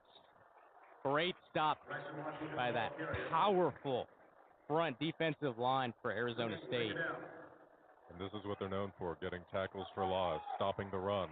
And as we talked about in the halftime show, can Baylor get the running game going? And clearly by that run by Bryson Washington, it is starting to get reinvigorated again. So they take Kelsey Johnson off the field, elect for Michael Trigg, Matt Klopfenstein, and Josh Cameron to the right. Maybe go to a screen, RPO perhaps. They'll go to a screen, Michael Trigg, and he's in! Touchdown, Bears!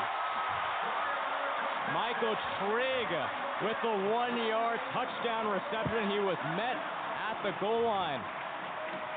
But that was no match for the redshirt senior. And the Bears tie it up at 16. Michael Trigg finally making his presence known in this fourth quarter. Was quiet throughout the first 3 quarters, but now with that touchdown has gotten Baylor the lead. Now Connor Hawkins on to kick the extra point. If it's good, the Bears get the lead, but again, you just got to execute. Through the officials talking, just discussing as they'll disperse.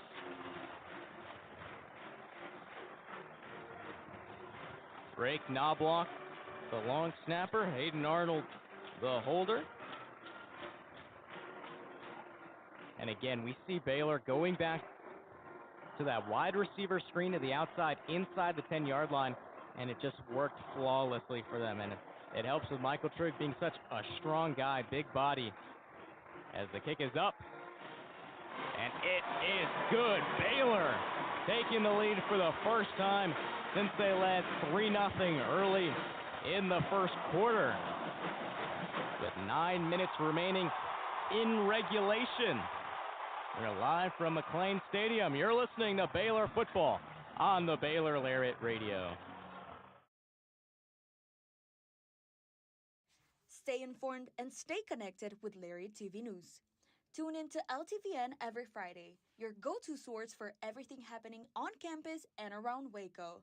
From breaking stories to exclusive interviews, we cover campus events, student life, sports updates, and more. By the students, for the students. Catch our latest broadcast every Friday afternoon on YouTube by searching Baylor Lariat TV News.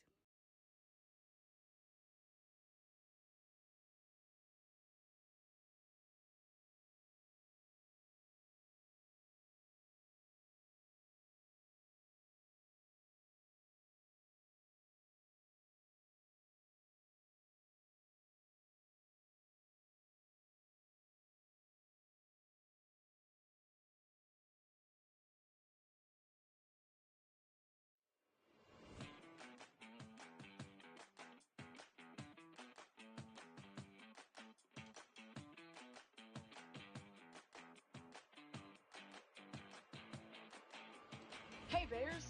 Are you always the last to know about what's happening at Baylor? Are you left quiet in a group when talking about last week's game? Well, you haven't gotten your morning buzz yet. Did you know you can get your dose of current Baylor news every Tuesday through Friday straight to your inbox? The Baylor Lariat Morning Buzz e-newsletter provides you with breaking Baylor stories, local events, and in-depth sports coverage daily. You can be in the know on all things Baylor. If you aren't already buzzing, go to BaylorLariat.com. That's BaylorLariat.com and click the subscribe now to get your morning buzz from the Baylor Lariat. News for the students, by the students. We'll see you in your inbox.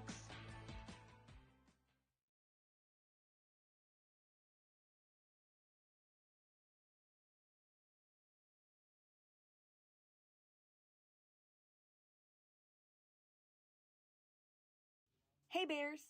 Are you a freshman or senior? Freshman and senior portraits are now being scheduled. Watch your Baylor email for more information on how to reserve your sitting.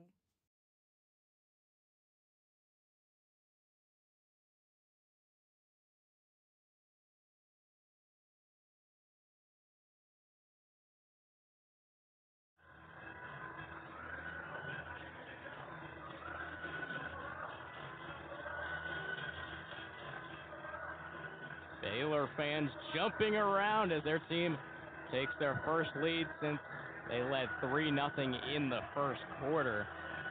They're now up 17-16 in that last offensive drive. 10 plays, 75 yards, taking off just a little bit over 4.5 minutes. Red Armstrong sends it a line drive down the field. It'll be caught by Jaron Hamilton, who's taken down just shy of the 15-yard line. Number 24, Micah Gifford, transferring over from wide receiver to safety, making the play there. Yeah, last week really showed out. 2 solo tackles, a tackle for loss, and his first career interception for the junior out of Pflugerville, Texas.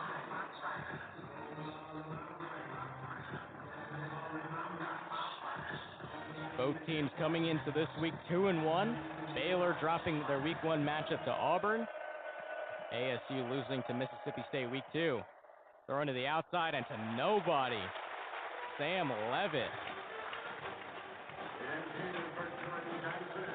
tried to find Jordan Tyson, but just way out in front. And the ball swiftly found the turf. So it'll be 2nd and 10 on the 16-yard line. And Jordan Tyson been relatively quiet tonight with only 5 receptions for 21 yards.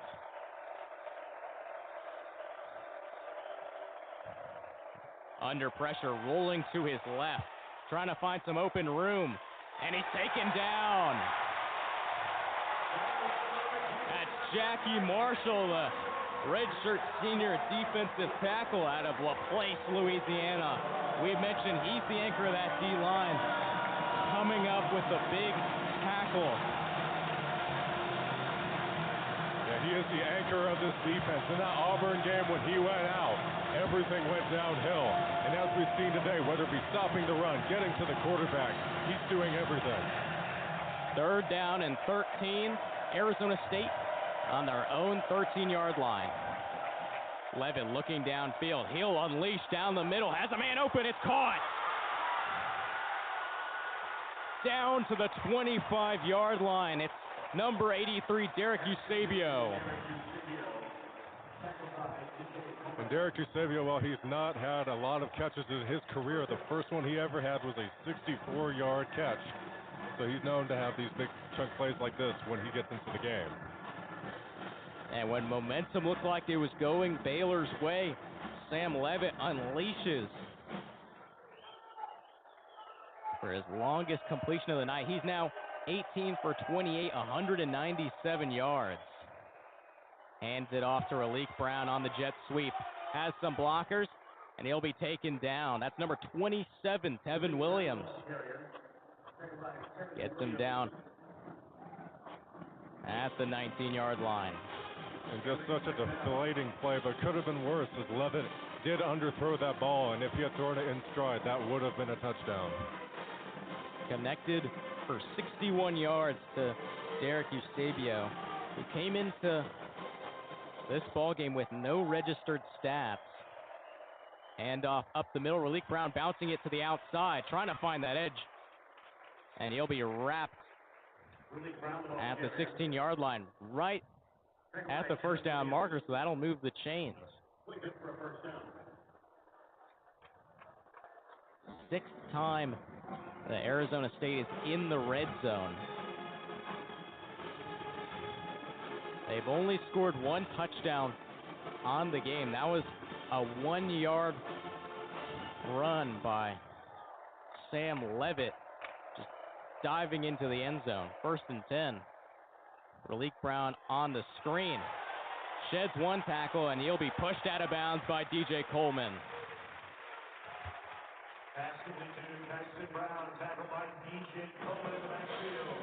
Coleman, his 3rd tackle of the game, already has 1 for loss. That'll bring up 2nd and 13, so that's his 2nd tackle for loss.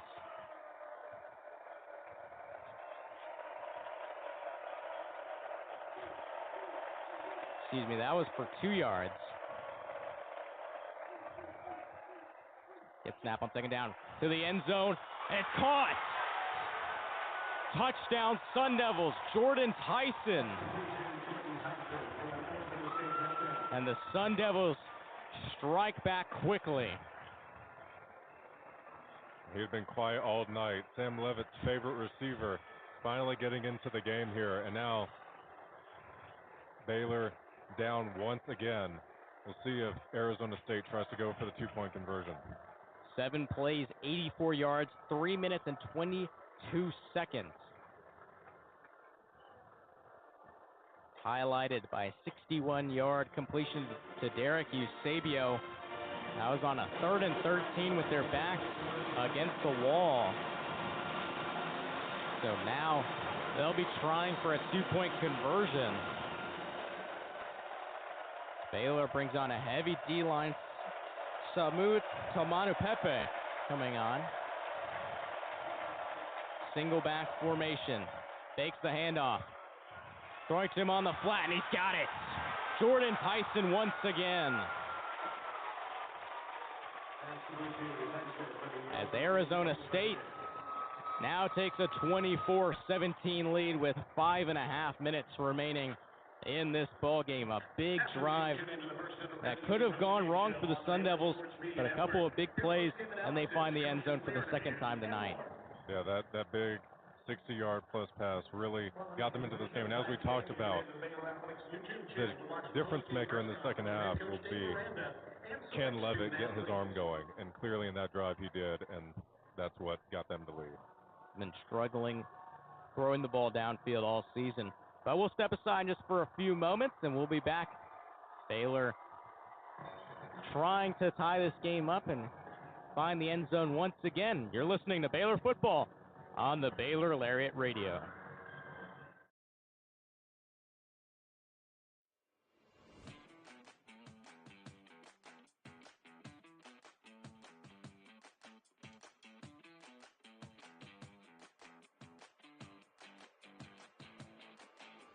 Hey Bears! Are you always the last to know about what's happening at Baylor? Are you left quiet in a group when talking about last week's game? Well, you haven't gotten your morning buzz yet. Did you know you can get your dose of current Baylor news every Tuesday through Friday straight to your inbox? The Baylor Lariat Morning Buzz e-newsletter provides you with breaking Baylor stories, local events, and in-depth sports coverage daily. You can be in the know on all things Baylor. If you aren't already buzzing, go to BaylorLariat.com. That's BaylorLariat.com and click the subscribe now to get your morning buzz from the Baylor Lariat. News for the students, by the students. We'll see you in your inbox.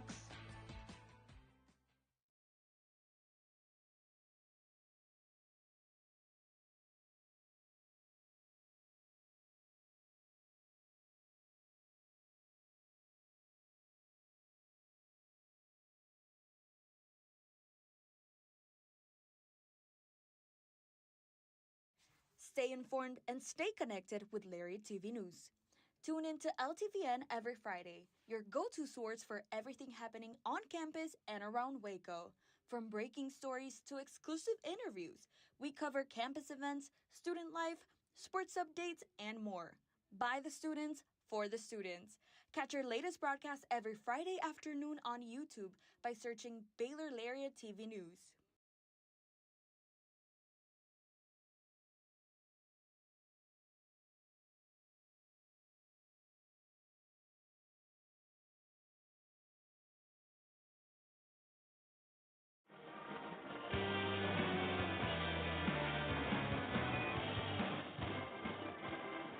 We are back at McLean Stadium. Big 12 conference season opener between the Baylor Bears and the Arizona State Sun Devils. Sun Devils working their way down the field. A big 61-yard completion from Sam Levitt, finding Derek Eusebio on a big 3rd and 13 on their own 13. Brought the ball to the Baylor 25 and then capped off with a Jordan Tyson touchdown. That's his 5th of the season. Cole Wilson will return it from in the end zone, finding some room, and he'll be taken down at the 36-yard line. Good return from Cole Wilson.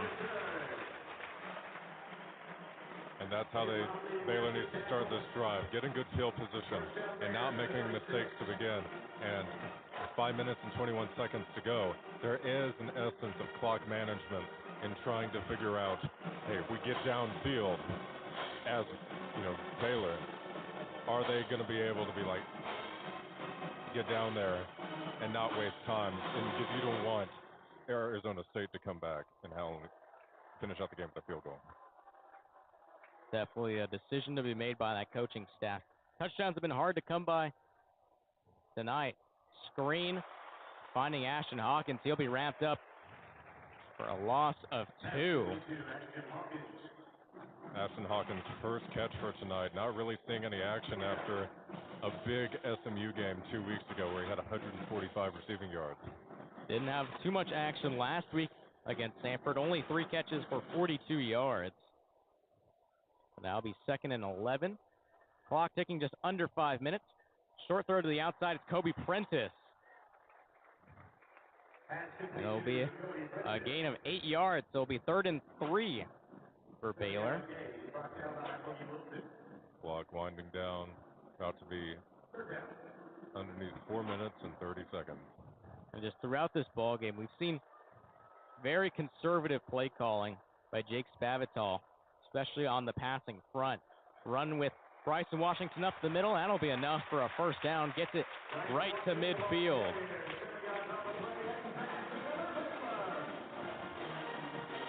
Baylor trailing by 7. It's 24-17. Bryson Washington comes off to take a breather. It'll be Caden Knighton on the spread offense.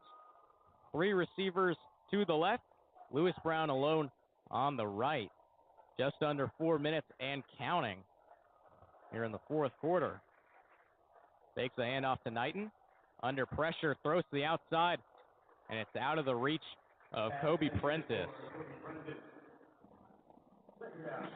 Covered well on that play and just a little too far to his left there and out of his reach. Just seen a lot of medium and short throws from Sawyer Robertson, not being able to go over the top, not really trying to go over the top tonight, something that we haven't seen a whole lot this season. Under pressure, and he's sacked. That's number 99, CJ Fight. His first sack of the season. That sets the Bears back by a long way. It's 3rd and 22. And that was just poor awareness by Sawyer Robertson. If he had gone to the right, he had open field to scramble, turned right into CJ Fight. Fight got past Colton Price, the center, preseason 4th team All Big 12. Now looking to go downfield, steps up in the pocket, finds a man. It's Lewis Brown. And he's down inside the 35. It's a first down for the Bears. That's the kind of firepower that we've seen from Sawyer Robertson in the passing game throughout most of the season, except for tonight. Finally finding a man way downfield. And that's a big completion. That is a big completion for not being over 250 yards tonight. A guy that we're used to getting 400 yards per game, finally getting some longer chunk plays. That was 23 yards. Robertson now at 218 total yards passing. And off to Caden Knighton up the middle. And he'll be met quickly. Caden Knighton not being able to really get much of anything tonight, averaging 1 yard per carry on 4 attempts. And Arizona State's done a good job of keeping him going up the middle instead of being able to bounce to the outside like he normally does. Now Bryson Washington back on the field. 2 receivers way to the left. Ball on the right hash mark. Robertson, plenty of time, throwing up the middle, finds Michael Trigg, and there he goes! Touchdown Bears! Michael Trigg, his 2nd touchdown of the night. And the Bears, again, 1 point away from tying this ball game. What a great catch by Trigg, being able to go upfield and get past all those defenders. And it was a high throw by Sawyer, being able to bring it down. What a great catch. And what it has been a defensive affair through the first 45 minutes. Starting to look a little bit more like a shootout here in the 4th quarter.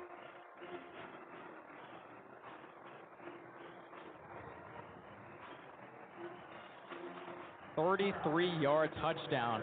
Sawyer Robertson finding Michael Trigg up the middle, breaking a tackle. and all he saw was green. Finding the end zone. The extra point is good, and we are tied here in Waco. A minute 52 left here in the fourth quarter. Arizona State looking to make one final drive to secure a victory. That Baylor defense looking to make a crucial stop and maybe give that offense the ball back one more time. And we'll have all that action, so make sure to stay tuned. This is Baylor football on the Baylor Lariat Radio.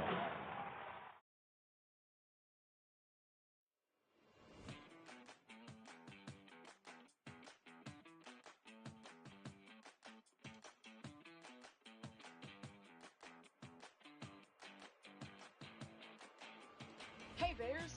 Are you always the last to know about what's happening at Baylor? Are you left quiet in a group when talking about last week's game? Well, you haven't gotten your morning buzz yet. Did you know you can get your dose of current Baylor news every Tuesday through Friday straight to your inbox? The Baylor Lariat Morning Buzz e-newsletter provides you with breaking Baylor stories, local events, and in-depth sports coverage daily. You can be in the know on all things Baylor. If you aren't already buzzing, go to BaylorLariat.com. That's BaylorLariat.com and click the subscribe now to get your morning buzz from the Baylor Lariat. News for the students, by the students. We'll see you in your inbox.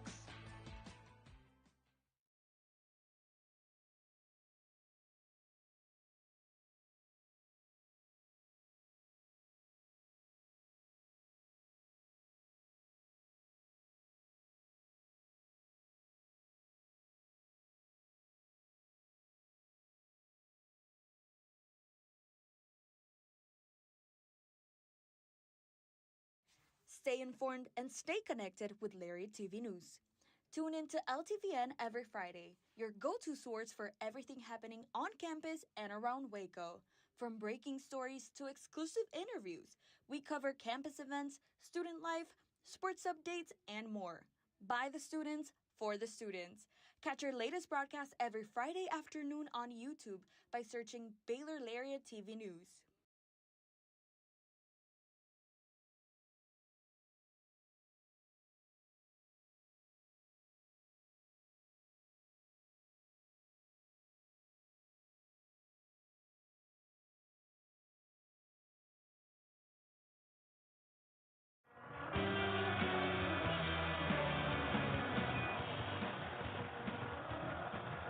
Tie ball game here in Waco.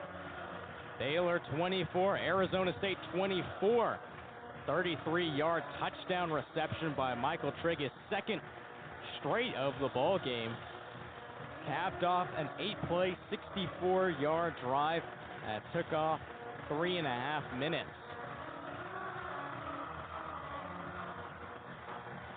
Now down to below the 2-minute warning, only 1 minute and 52 seconds to go. And if you're Arizona State, you're wanting to shed as much clock as possible and try to end this game. Only 2 timeouts as Armstrong's kick rolls out of the back of the end zone and will place the Sun Devils at the 25-yard line. And again, as we roll down to the end of the fourth quarter, time management becomes of the essence, right? You talked about it in the Baylor drive, Aidan, and now you got Arizona State with an opportunity for a game-winning drive. A little under 2 minutes remaining in this ball game. 2 timeouts, which could be an interesting aspect of the end of this ball game. Had to use a timeout earlier in the fourth quarter because of a late substitution. Jet sweep handoff. It'll be for a gain of 9. Derek Eusebio, who caught that 61-yard pass from Sam Levitt last drive, kept the Sun Devils alive. That drive ended with a Jordan Tyson touchdown. Also stopping the clock, too, not letting it run, letting them have a little breathing room as they continue this drive. 3 receivers to the left. There goes Sam Levitt, but the play will be called dead. Looks like it's going to be a false start. Oh, it's offsides. And it's Matthew Fobbs-White who's called for the offsides. And on a 2nd and 2, will move the chains. Another blow to this Baylor defense on penalties.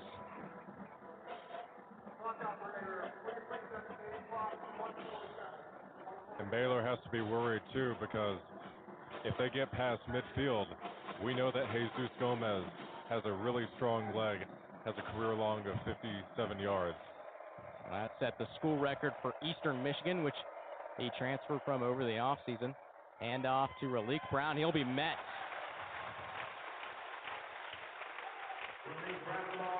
And it's Matthew Fobbs-White trying to make up for that offsides. Interesting. Not a real sense of urgency with this Arizona State offense as the clock continues to wind down. Now at 1 minute, 25 seconds. And it looks like Jackie Marshall is hobbled up. Now this could be a big moment late in this ball game. That stops the clock with an injury timeout. 1:27 remaining. And it's a guy that we've talked so highly about our entire broadcast. A guy the most experienced on this D-line. Just an anchor for that run stop. And when it comes to pressure as well, with him getting the sack on Sam Levitt earlier, just such a force to be reckoned with on that defense, and such a leader as well. He has 5 total tackles in this ball game, 2 tackles for loss and a sack. That's Baylor's lone sack of the night. Good news for Baylor is he was able to make it up off the field on his own volition. And he's been dealing with some injury issues in that lower body throughout the season. So 2nd down and 10. Levitt gets the ball, throws it quickly to the sideline, has Mateer open and finds him out of bounds at the 44-yard line. Big 3rd down here.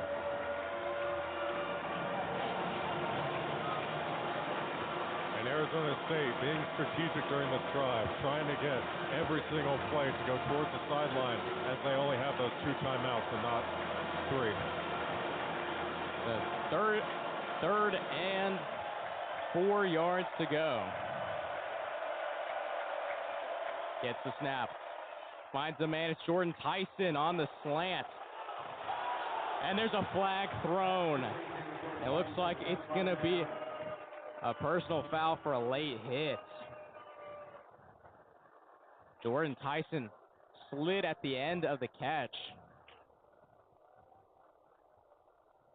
The officials convene just for a few moments.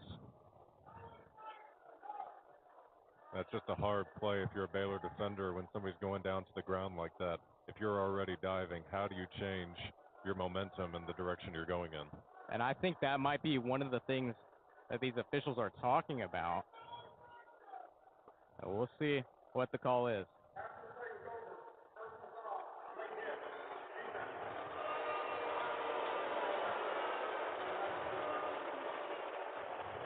So it will be a late hit after some discussion. And again, penalties have been crushing both of these teams. Baylor, their 7th penalty. Now Arizona State marching within field goal range for Jesus Gomez. Now at the Baylor 38-yard line. Empty backfield. Motions Raleek Brown, and they won't hand it off to him. It's Sam Levitt who takes him himself, and he'll leap forward to the 32-yard line. Thomas and Jackie Marshall combined for the tackle. Looks like we'll have a timeout.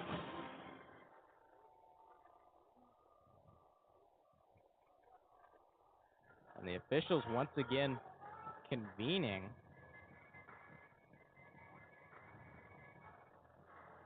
And now Arizona State at an interesting position. 1 minute. So Baylor will use their first timeout here in the second half. Minute and 5 seconds remaining in the fourth quarter. And that makes things very interesting with the amount of time left and where they are on the field and Jesus Gomez field goal range.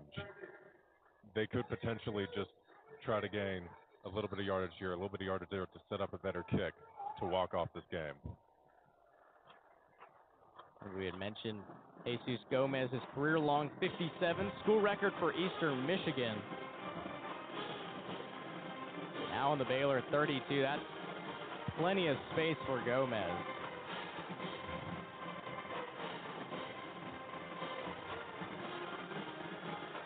Sam Levitt, 22 for 32, 221 yards, 1 passing touchdown. Also has 59 rushing yards and a rushing touchdown. Jet sweep at the Derek Eusebio, who's wrapped up and taken down at the 29-yard line. That was a great tackle by the Baylor defense, making sure he didn't get out of bounds. And so Baylor will call another timeout. Trying to give them some room that if they get a stop here and they get the ball back, that they at least have some time to go down the field. It'll be 3rd and 1, and what a big play this would be. Baylor, if they get this stop, they could have could have some time to drive down the field, but if Arizona State gets this first down, that might put the final nail in the coffin and set Jesus Gomez up for a game-winning field goal. Definitely in his range. Because Baylor will not have enough timeouts to really stop the clock after that, and control is all in Arizona State's hands. 3rd and 1. Baylor 1 timeout remaining. Tied up at 24. 1 minute and 4 seconds remaining in regulation. A big moment here. Sam Levitt will take him himself, and that's good enough for a first down.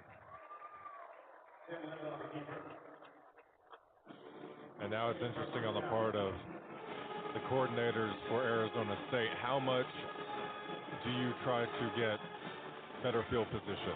How aggressive are you going to be? Or is there just a couple runs here and there and then call a timeout at 7 seconds, kick the walk-off?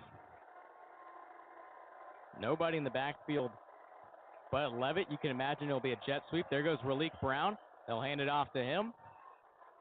He'll try to find the edge, breaks one tackle, and he'll be taken down at the line of scrimmage. That's Keaton Thomas, the leader of the defense. So a timeout will be taken. 31 seconds remaining, and Arizona State will take their second timeout. 31 seconds remaining. High ball game here at McLean Stadium in week 4. You can imagine at this point, Arizona State's only goal is to set the ball where Jesus Gomez wants it. Very interesting decision, too, by Arizona State, because now they have stopped the clock on this second down. If Baylor gets a stop, it becomes third down. Oh. No, they're still in control of this matchup. And now, like you said, Jesus Gomez, it is going to be the kick of his life to try to get Arizona State 3-1 and get their momentum going again after the tough loss to Mississippi State earlier this season. So they added 3 more seconds, 34 ticks remaining on the right hash mark. They'll run it to the left. That'll be for no gain. And Marion Winston leading the charge on that group tackle. As the clock will roll down on third down. Looks like Arizona State's going to try to run one more play. Probably be Sam Levitt putting the ball where Jesus Gomez wants it. He runs to his right, and he goes down with 5 seconds remaining. And it'll be a timeout with 1 second remaining for Arizona State. That's their final.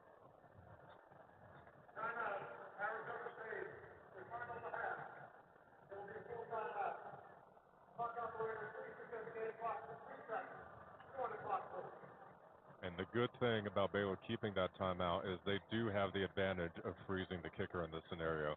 Even though it would be a cheap shot for Jesus Gomez, a lot of times at the end of these games, the pressure can mount up and get to kickers. Looks like it'll be about a 43-yarder for the lefty kicker for the Sun Devils. 2 seconds are on the clock, and I mean, it's just been a roller coaster of a fourth quarter, back and forth. Arizona State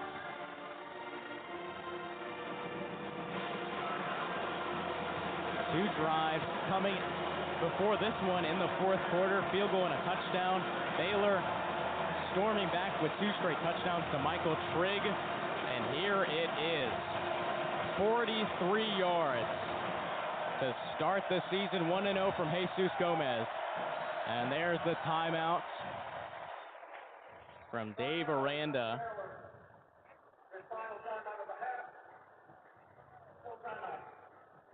As we expected, Aranda trying to ice Jesus Gomez.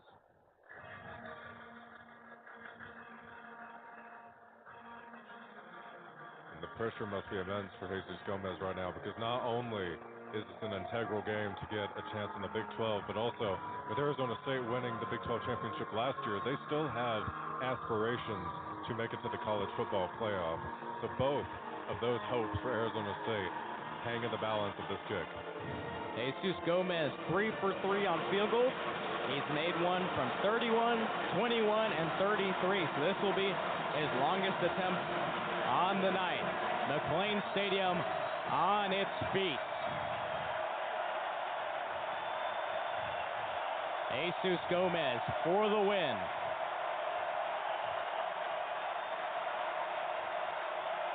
The hold is good. The kick is up, and it is good. Arizona State comes into Waco and knocks off the Baylor Bears with a game-winning field goal to win 27-24. And Aidan, what a ball game tonight, and just an unfortunate end for the Baylor Bears. Yeah, but a game that they were in till the end, and people often forget ASU were the Big 12 championship winners last year, and so to be able to hold up versus a team like this, and even their loss earlier in the year versus Auburn, and seeing how good a team that is, Baylor has proven that they can hang in the balance with a lot of these teams. Now it will just be, can they finish games off, as today they were not able to. Yeah, with this loss, they drop to 2-2 on the season, 0-1 in conference play, and just a blowing loss. Some final stats on the game. Sawyer Robertson, 25 for 39, 251 yards, 3 touchdowns to 1 interception. Sam Levitt, 22 for 32, 221 yards, 1 passing touchdown, along with a rushing touchdown.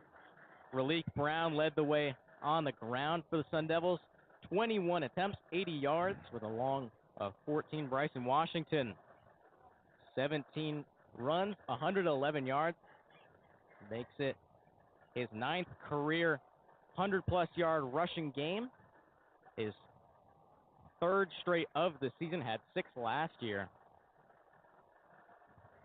And just for the Bears, defense was strong. Both defenses were strong through the first 3 quarters. And once it got down to the final 15 minutes, both offenses showing their strength, throwing that ball and slinging it downfield. And the Bears just come up short and start this conference schedule 0-1. And really, that defense, like you said, holding up really well throughout this entire game, under a lot of stress from the fumbles, from the interceptions, and having their backs put against the wall. And they stood resilient tonight, allowing only 27 points on the amount of opportunities that ASU had is really commendable, and this was their best performance of the season.